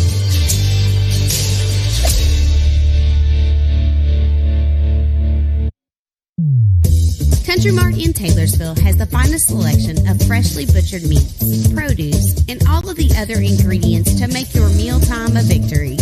If you're running short on time or just don't feel like cooking, Country Mart is the only place in Taylorsville to get delicious Champs chicken. Dine in or take it to go. Your family will love it. Make sure to use your Country Mart card to save on food and earn points at the pump. Country Mart, your local grocery, proudly serving Taylorsville and all of Spencer County for over 50 years.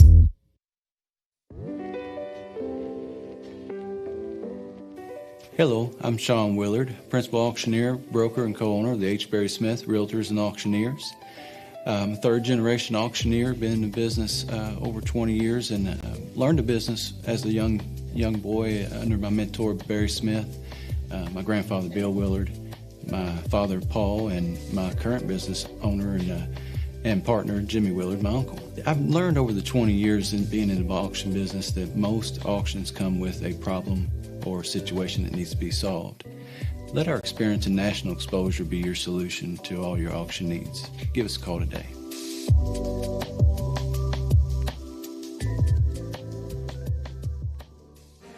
Welcome back to Spencer County High School. Halftime of homecoming night. Bears lead 42-6 over Western Hills. And, John, first and foremost, we want to say congratulations to our king, Grant Gaffin, and Sophia Hogue, the queen this year, Spencer County King and Queen. Yeah, it's always exciting around homecoming time. Of course, even a little bit ago, we're up here while that was going on and commercials going on, got to visit Gabe Bowling, Nolan Boston, Kellen Marksberry, and, of course, Cam, our sideline reporter, all up here talking to us. Great to see those guys. You know, of course, I know it's a struggle for them to be at a football game like this on a Friday night and not have pads and helmet on, but still awesome to have these guys come back. And, you know, of course, Kellen and Gabe both playing football at the next level. So, you know, these guys, you know, taking a little bit of time away to be away from school, be down here and support the Spencer County Bears. John, we'll quickly go over some stats here from the first half. First for Spencer County, they've got 15 rushes for 238 yards, 17 total plays is what we got here. So, wait 200. 200, how many yards? Or did you already do the math? 238 yards on 15 plays. I did do the math. Oh, okay. Yeah. I didn't see you take your I didn't see you take your shoes off. It's Eastern Kentucky math, but we'll go with it. 17 total plays for 273 yards. That's 16.1 yards per play. Wow. Only got the third down one time, and they were 1 of 1 on third down. For Western Hills, 27 rushes for 54 yards, 31 plays total for 58 total yards. That's 1.9 yards per play, and 3 of 10 on third down. For Spencer County, well, first for Hills, Kendall, 1 of 4 for 4 yards. Flynn, 13 rushes for 29 yards. I didn't write anything down for Jackson. For Spencer County, Truitt is 2 of 2 for 35 yards passing. Jake Green, 5 rushes for 128 yards. Higdon, 3 for 47. Truitt, 3 for 32. Fisher, 2 for 20. And Crop, 2 for 11, which is probably a good thing with him getting most of the reps. Yeah. He's not really had to carry the load that much tonight. Well, Spencer County's doing a great job on that outside. Coach Marksbury talked about it going in at the half and how they're getting that blocking down on those sweeps. And, every time they've run it, they've been able to break a big play. And, we've seen many times in the past where Coach Marksbury's had to work that middle between the tackles to try to draw that defense in, try to get him to pinch in so he can open up that outside. And just these Spencer County runners, just too fast, getting to the outside edge. You got that guard pulling around to get that lead block. He's getting in front of the running back and just opening up a lot of space in that secondary and getting chunk yardage when they do. 17 total plays for the Bears, 6 touchdowns. They've had 6 possessions, scored all 6 times they've had the football. Yep. And then on the defensive side of the ball, as we look over here at Western Hills, John, they had the 10-play drive to open the game where they had to punt and the penalties killed them. And then their last drive, they had 10-play drive where they had to punt. Penalties got them there too. But efficiency, if I have one word, both offensive and defensive side of the ball for the Bears, efficiency would be the key word. Let's go down to Cam. Yeah, so I know we're kind of running away with the game here, but really pay attention to who gets subbed in on some of our key positions here, because we're going to be seeing the kids that they're going to develop during this half and your future stars of the team. So really excited to see who Coach decides to throw in here. Yeah, we already got a little look at that even from seeing J.J. Fisher come in earlier, what Cam was talking about, rotating in at fullback and getting that touchdown that he got. And that's the type of guys we're going to see more and more of in the second half. And just like Coach Marksbury was working that clock, that 2-minute drill there at the end of the half, I mean, he's going to work these guys and try to give them a chance to get some time on the field. Jacob Goodlett on the return for the Bears. Gets knocked down at the 22-yard line. We do got a flag in the middle of the field right here. Let's see what the officials have.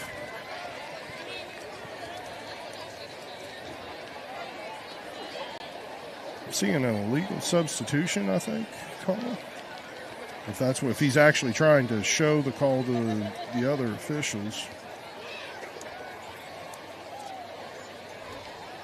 Yeah, they're marking it off for the Bears. No, they're going to get a personal foul. Not going to say what it is. Personal foul on Western Hills. It's going to give them another 15 yards to start this drive, moving them up to the 39-yard line. And John, I had 10 penalties on them for 55 yards in the first half. Let's tack it on another one. Running clock here in the second half. Handoff up the middle. That is Crop dragging the defender about 10 yards.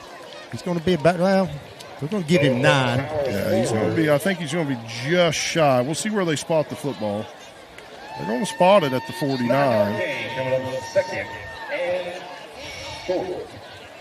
They're going to show he's about a foot short.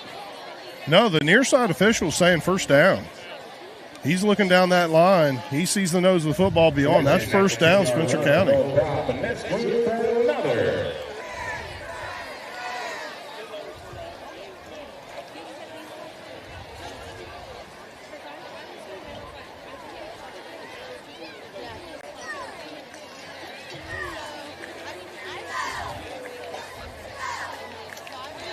Time it goes around the right side.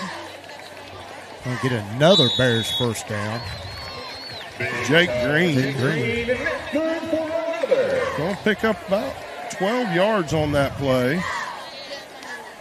Good run for him. Looked a little disconjointed there at the snap, though. Looked like there was some little out of position as Paxton Truitt was trying to get turned around to get Jake Green that football. Kind of slowed some things down a little bit, Jake, with the speed to get around the outside. Avoided a couple tacklers, pick up that positive yardage. 1st and 10. Higdon in motion. This time Crop up the middle. Nope. That's Paxton. Truitt. Kept it himself. Yep. Paxton calling his own number. 3 plays, 3 first downs for the Bears here in the second half. Their average per play is coming down, though, a little bit. Yeah, that's hurting them. They're only getting 10 or 12.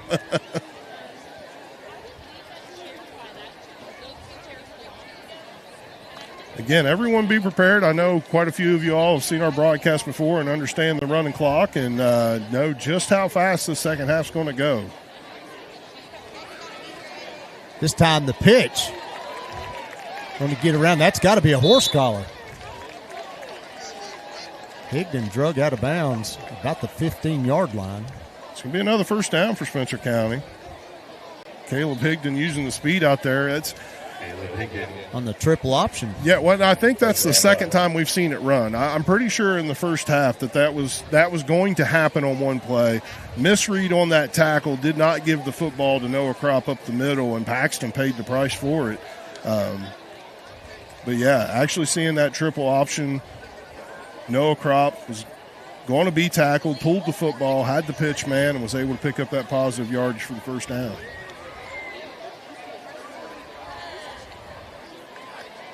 Higdon again in motion. This time go up the middle. I'm not sure if that's Fisher or Crop, John. I believe that's starting to get late and dark. Still Noah Crop out there running the football. That's 0-3-4.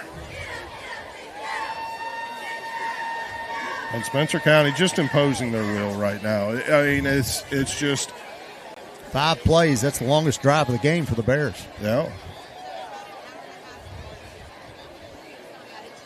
Western Hills, they're just wore out, though. We've seen this a few times from some of these teams that Spencer County's played, to have these smaller rosters. And it's difficult even for a coach for that team to be able to handle that small of a roster. So many guys playing both sides of the football, just getting wore down. And Spencer County, even with their defensive pressure they've had, that these guys that are playing both ways for Western Hills and playing offense, the Bears just leaning on them that way too. And it's exhausting for them. We've already seen Cameron Flynn a couple times, limping a little bit off the field where he's just taking a beating too. And it's when you look at the sidelines for Western Hills, there's not a lot to choose from over there. I mean, you don't have these backups to bring into the game that can really help make a difference when somebody goes down.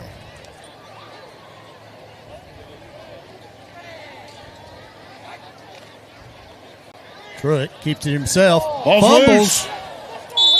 Did he cross the plane? They're going to call touchback. No. They're going to say touchback. That's Western Hills football. Fumbled it into the end zone. Let's look at the Country Mart instant replay. I would have bet he crossed that goal line with the football. Nope, it's loose right there. It was a clean fumble. He did not cross the plane. Western Hills able to pick it up. It's going to bring it out to the 20-yard line, and that's something, Coach Marksbury talked to Cam about going into halftime, and, we hadn't had these possession issues so far in the first half, and our first turnover right there on Spencer County, and that's going to be something that's Coach Marksbury won't be happy about. He's been pretty happy with the team so far, but you got to protect that football. Not happy. Oh, and nowhere for Flynn to go. Bottled him up, and we just heard in our ears, our sideline reporter down there, he's hearing Coach Marksbury. He said he's not happy about that fumble. Let's take a look at the Country Mart instant replay. You're going to see that handoff number 2. I mean, he's been the bread and butter for Western Hills. He tries to go to the right, Nothing there, but then as he turns back, I mean, Spencer County had already just circled around him, nowhere to go, a bunch of black shirts there. Going to be a loss of 3 yards to bring up, or loss, they're calling it a loss of 4 on the scoreboard. Looks like 3 to me, but bring up a second, about 13. This time breaks a tackle. Still going to be a little short. 10-yard gain on the carry. It's going to be close. Yeah, they're going to keep him about a yard short. Going to bring up a 3rd and 1. As Princeton 3rd and 1. Spencer County kind of gave up a little bit on that play. Got pushed around a little bit up front. Linebackers didn't fill. This is a point in time now where when you're at this part of the game, Bo, you really have to do the gut check again. You cannot get lax on an offense. You have to attack. And off to the up back. Gets forward for the first down. This is the point. When you get games like this, John, you get the big lead. A lot of times coaches will go out, they'll put their ones out there for the first drive of the game or first possession, either side, offense, defense.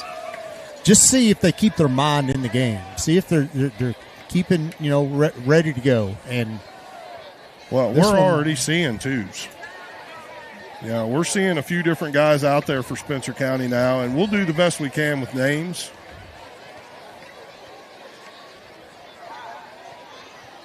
That's a great play right there. I think that was number 83. Tackle made by number 54, Tucker Tanny. 83 in there, Josh Wood making that tackle from his defensive end spot coming down the line. You'll see here in the Country Mart Instant Replay how he reads from that end and works down the line to the running back, makes that contact and brings him down.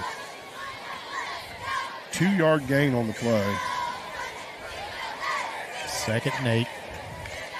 Stick with us, folks. This will go quick. 4 minutes, yeah. That's all we got left. Already 4 minutes left in the third, yeah. Pitch around the right side. Flynn's got some room, and now he's off to the races. 2 Bears chasing. He gets pushed out of bounds about the 25-yard line. Big run out. Bears 25-yard line coming up first and 10. Might be the next to the kick return. That might be the biggest play right there for Western Hills the entire game.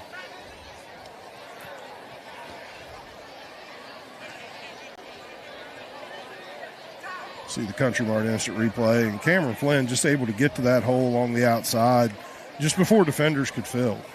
And we talked about it with the ones out on the field for Spencer County, how good those linebackers did being able to angle upfield, being able to fill those holes and force the running back to the outside.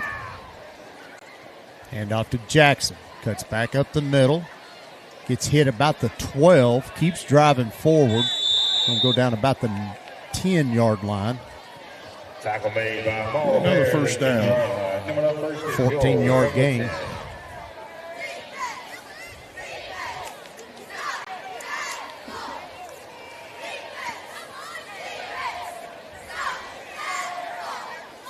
Of course, coaches right now for Spencer County, now you're at a point you don't even see headsets on a lot of the coaches anymore. Now you're just finishing out the game. You just want to keep people healthy. Coach, it's usually up here with us, John. He's down on the field. Yeah, he's gone.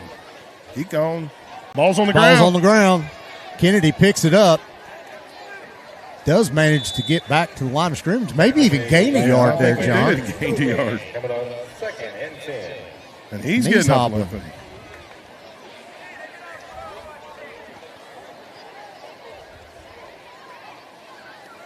Cameron Flynn going to go to the sideline to get the play call from Coach Dowaher, just to give Kennedy an opportunity maybe to stretch that out a little bit, walk that off.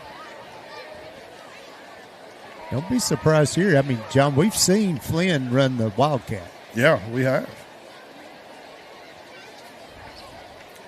Opportunity for him to maybe give Kennedy another bit of a breather, but we're going to see that wishbone again.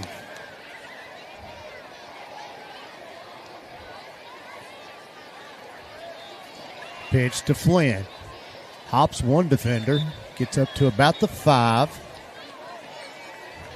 Pick up about 4 on that play. Tackle made by number 13. Siler No in on that tackle, along with Brennan Nelson, number 13, making that stop. One thing about it, I'm noticing right here, they might not find themselves in the right position all the time, some of the twos, Bo. But they don't mind contact. They're definitely willing to get in there and knock some heads with them.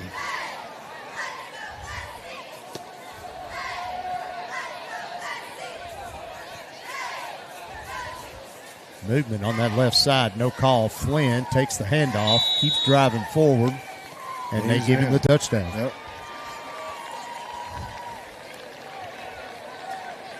Touchdown by number 2, Cameron Flynn. 5-yard touchdown run by Flynn. And we're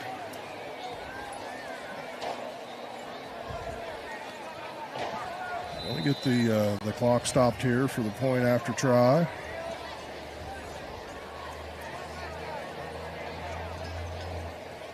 We'll line up to go for 2, Bo.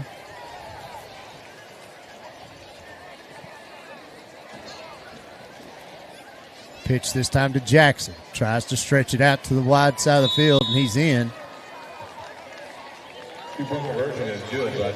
And with 28.3 seconds left in the third quarter, Spencer County leads 42-14.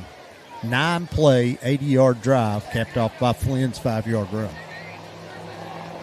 Yeah, as you look at this 2-point conversion, going to Jarius Jackson, I mean, we saw in film, that's someone Coach Dowaher will go to a lot of times in that 10-yard and in type of area on the field to use his strength, try to punch it in. And, Spencer County kind of in the mix of getting everything figured out where they needed to be at on the field defensively, swapping sides with a lot of their players. And they had just got there when the ball got snapped, and so a little bit of confusion trying to get lined up for the Bears.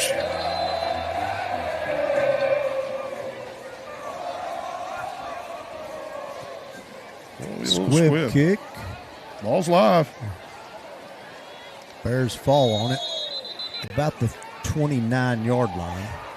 After the kick, the Bears takes over first and 10. They're on 29 Once again, folks, we're going to see some new faces out here for the offense, and we'll do what we can to try to recognize some of them. Some scores right quick, John, while we got a second. North Oldham leads Doss 46-6. South Oldham over Anderson County 13-0. Boyle County leads Ballard 21-7. Scott County over that team up north 38-0. And we have come to the end of the third quarter. Your score, Spencer County 42, Western Hills 14. We'll be right back on GHP Sports.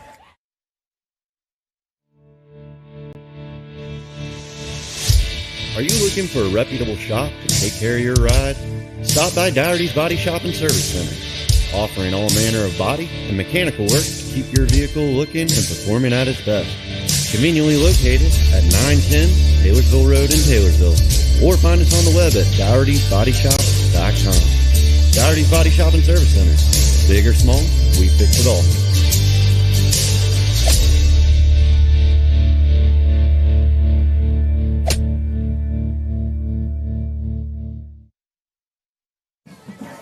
Back live at Spencer County High School. We'll get ready to start the fourth quarter. Bears lead 42-14 over district opponent Western Hills. And, John, just to get back to some scores here, Trinity and St. X, that game is at the half. Yep. And Trinity leads 21-10 in that one. Fairdale defeated J-Town 36-14 tonight. Wow. Franklin County 61, Shelby County 0. Ooh. Nelson County, future opponent for the Bears, lost to E-Town tonight 34-31. Isaiah Smith in at quarterback for the Bears. I think that was J.J. Fisher with getting that handoff up the middle. Second and 7. Pick up of 3 on the play. This is a good thing to get a chance to work right here, too. We had already knew that, of course, Keon Davis not playing this week. Paxton Truitt getting the start under center for the Bears. We knew then the next guy up was Isaiah Smith, and we haven't seen him yet be able to get reps out on the field on a Friday night. And so having this league, giving Paxton a chance to be able to rest, done a great job for the Bears tonight, and giving Isaiah Smith an opportunity to get some snaps under center. I mean, this just helps prepare for whatever might happen in the future. Oh, that's a good run. Back up the middle. Drug down from behind. We're going to have a flag in the backfield, though. It's probably going to come back. Flag on the play.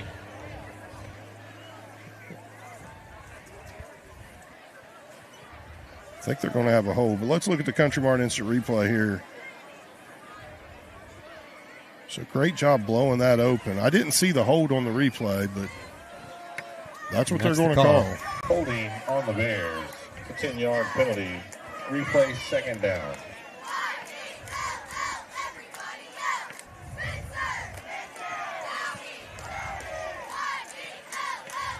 I don't understand why the clock's not running right now, Bo. There they fired it again.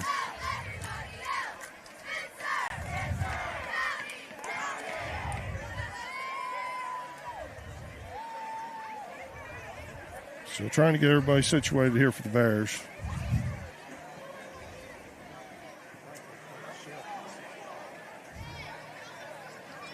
We want to run the same play right here. Got about the same result. Yeah, Jeffrey Blanson. Pushes about forward. An 11-yard gain for Blanson. 35-yard line coming up, 3rd and 5. We are seeing a few new faces on the field, too, for Western Hills. There's a couple guys still on there from the ones. But there's also quite a few jerseys out there, Bo, that are still really, really white. So. Speaking of jerseys, did you see the Arizona Cardinals jerseys last Yes, week? I did, and it looked like they played a game in an oil field somewhere and had oil splattered all over them. And they didn't care to wash them and just went out and played a game in them. Well, you know, maybe they were going for some psychological advantage trying to look tough. Keeps driving those legs forward. Going to get up to about the 37-yard line. And now you got to wonder, we're actually in a spot for a 4th down. J.J. Fisher there. First 4th down of the game for Spencer County. With 9:25 left to go in the 4th quarter before they hit a 4th down. Looking like Coach Marksbury is going to leave the offense out there, give them an opportunity to try to pick up these 3 yards. Pick up these 3, John. You're going to get a long way down the road finishing this game off with a running clock.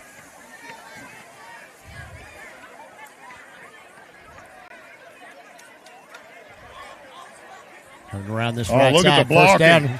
He's off to the races. One man to beat. Blansit gets up to the 30-yard line. Big run for Jeffrey Blansit, and that's good for another. 33-yard gain for Blansit. On a 4th and 3. And just nobody out there for Western Hills. 2 different guys pulling around to block that play, Bo, and they were 10 yards downfield before they even made contact with anybody. Just watch how this developed.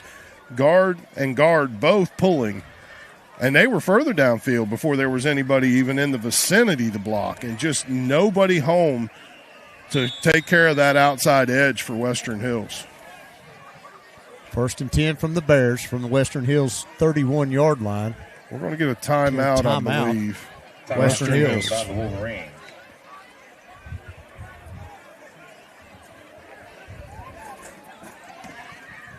Yeah, so, John, we look forward to next week. Do we?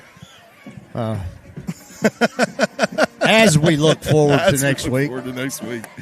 The Bears go back on the road again, travel down to Franklin County. The last AP poll came out. Franklin County #1 in the state for what's the word you use? Jabberwocky? Yeah, could be one. It might qualify as that, but I mean, you look at the overall polls, #5 in the state overall. Mm-hmm. And so we've talked many times in the past about how difficult 4A football really is.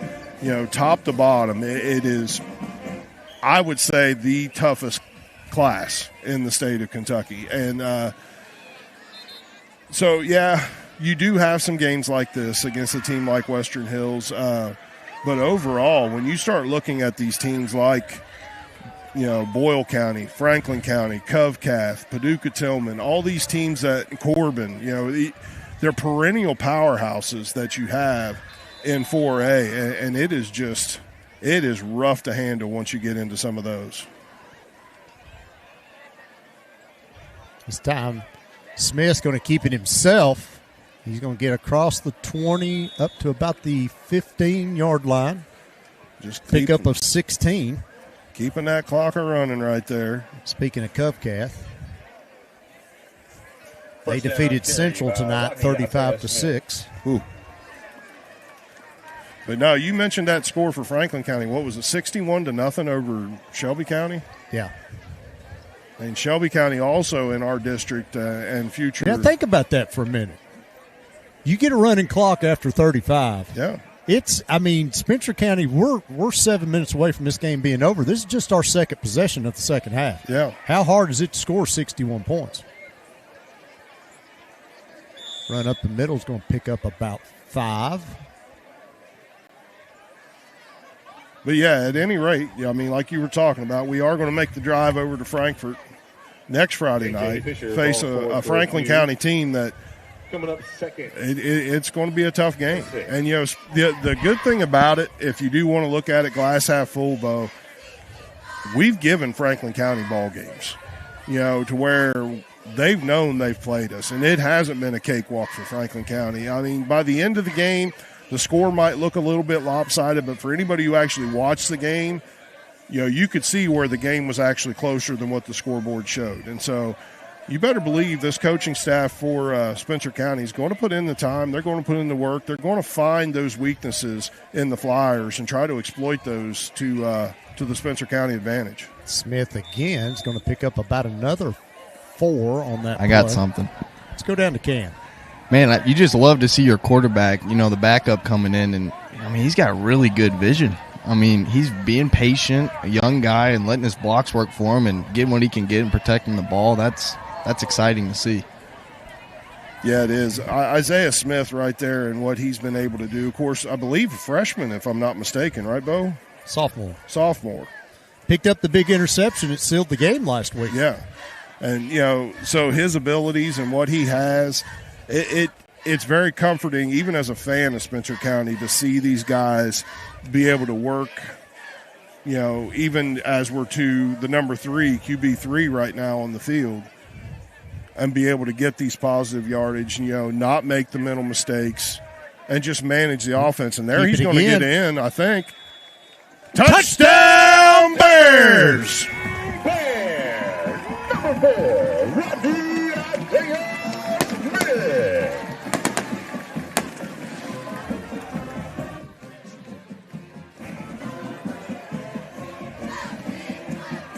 Spencer County able to tack on another 6 points right here.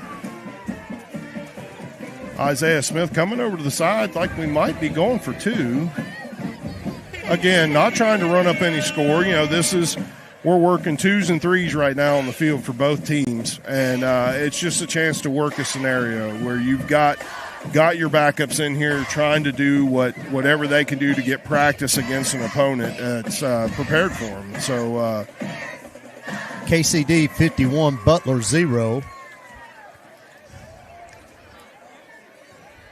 They jumped to number 1 this week in single A. This time, a handoff goes up the middle, and he's in. And with 5:29 left to go in the ball game, Spencer County leads 50-14. 2-point conversion. So here's Country Mart instant replay of that touchdown. Isaiah Smith again, just following his blockers, giving that play a chance to develop, allowing that wing to be able to get up the hole first and getting behind him, go off his butt, be able to score. Cam said it there, man. When you look at the replay and you see his vision. Yeah. Seen the hole, went for it.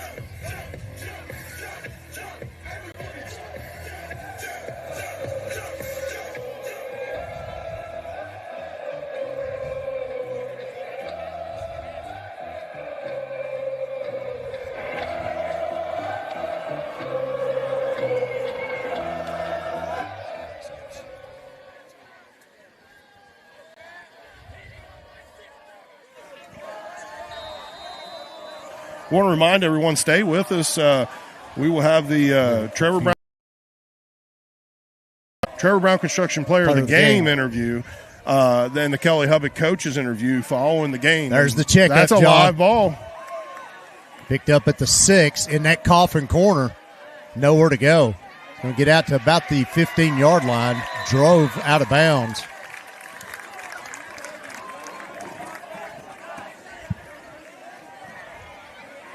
$5:20 left to go in the fourth quarter. They need to fire that clock. There we go. Tackle made by Kay Taylor.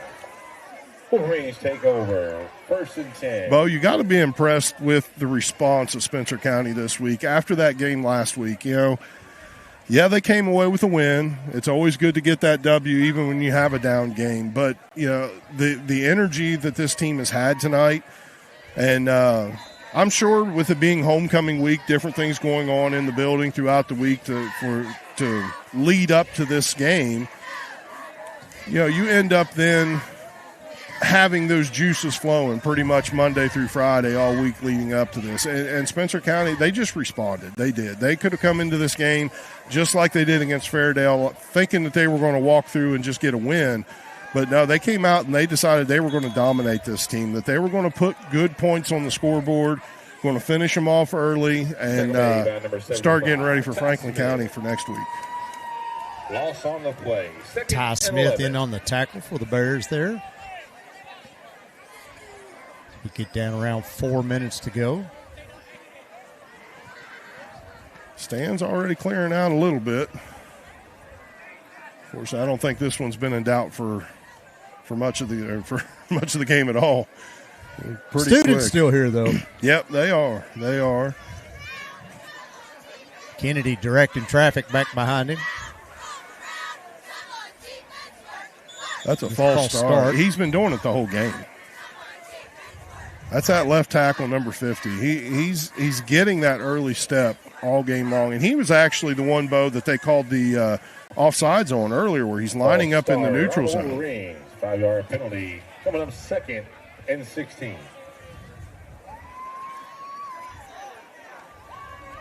But there's been a few times, we talked about it earlier, where it seemed like his get-off was just a little bit quicker than what it needed to be. And, of course, that comes with being used to this quarterback. He's used to the cadence. He's guessing the cadence. He's guessing when the quarterback's going to finish it just based off of the rhythm that he's used to hearing. And that time he got caught.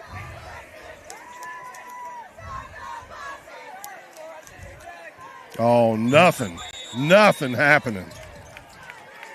Tackle made by number 54, Tucker Tammy. Tucker Tammy on the tackle there for the Bears. 3rd and 17. Got another one getting up limping.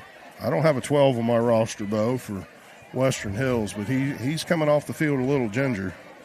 Xavier Bird. I'm glad you get your roster somewhere different than I do, because you've had some of these names that I haven't had. We'll get it figured out together. Some way, somehow. We'll get it. As we're down to 2:15 left to go in the fourth quarter. 3rd and long here for the Wolverines. Kennedy keeping it himself, trying to get to the sideline. Just not going to happen. Spencer County doing a great job hemming him in.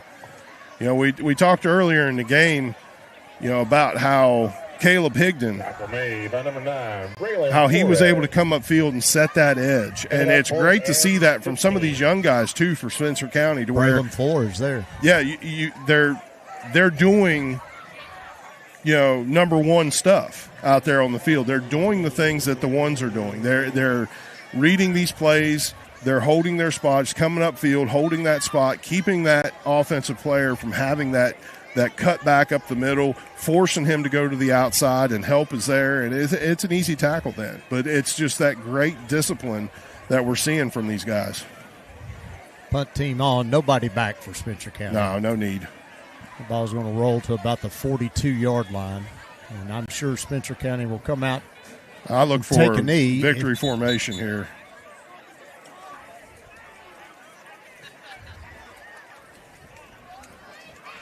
We only need to snap it once. They're going to have the ball spotted. Yep, 48 seconds left. They're going to have to snap it once.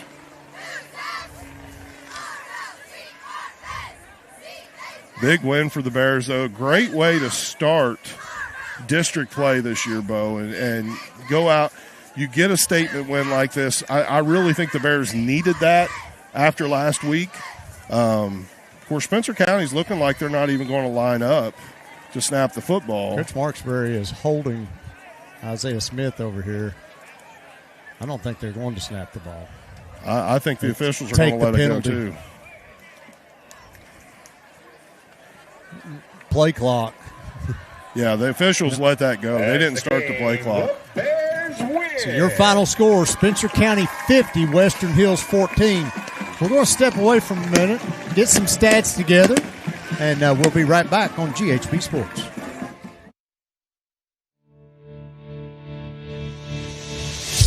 Are you looking for a reputable shop to take care of your ride? Stop by Dougherty's Body Shop and Service Center, offering all manner of body and mechanical work to keep your vehicle looking and performing at its best. Conveniently located at 910 Taylorsville Road in Taylorsville, or find us on the web at Dougherty'sBodyShop.com. Dougherty's Body Shop and Service Center. Big or small, we fix it all.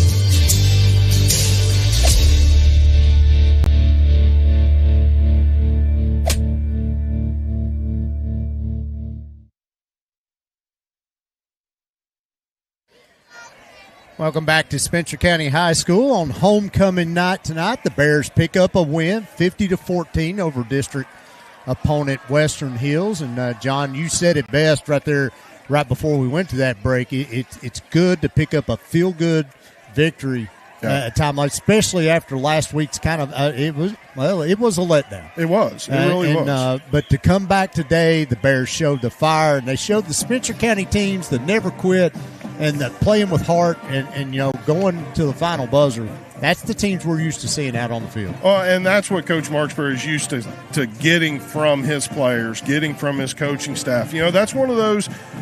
Last week it's easy to look at the players and say that there was a lack of energy, but the players aren't the only ones involved with that. And I know I'm not blaming coaches, I'm not blaming anybody else, but it's the type of thing where it's a group effort. You come into this game tonight, homecoming, we had that energy building all week within the walls of the school. Then you have the fans show up to where the bleachers are packed, standing room only around the outside, and players feed off of that energy. And then you have the coaching, the way the coaches work, how they're positive with guys, how they're working with guys, how they're trying to get things done out there on the field.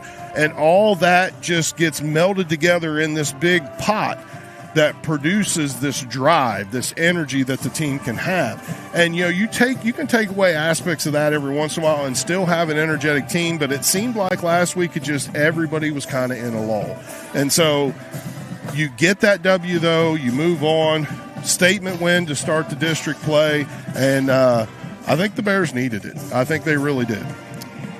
So quickly, some stats. First downs tonight, Spencer County with 19, Western Hills with 18. Rushes, Spencer County 31 rushes, 365 yards, 39 for 135 for the Wolverines.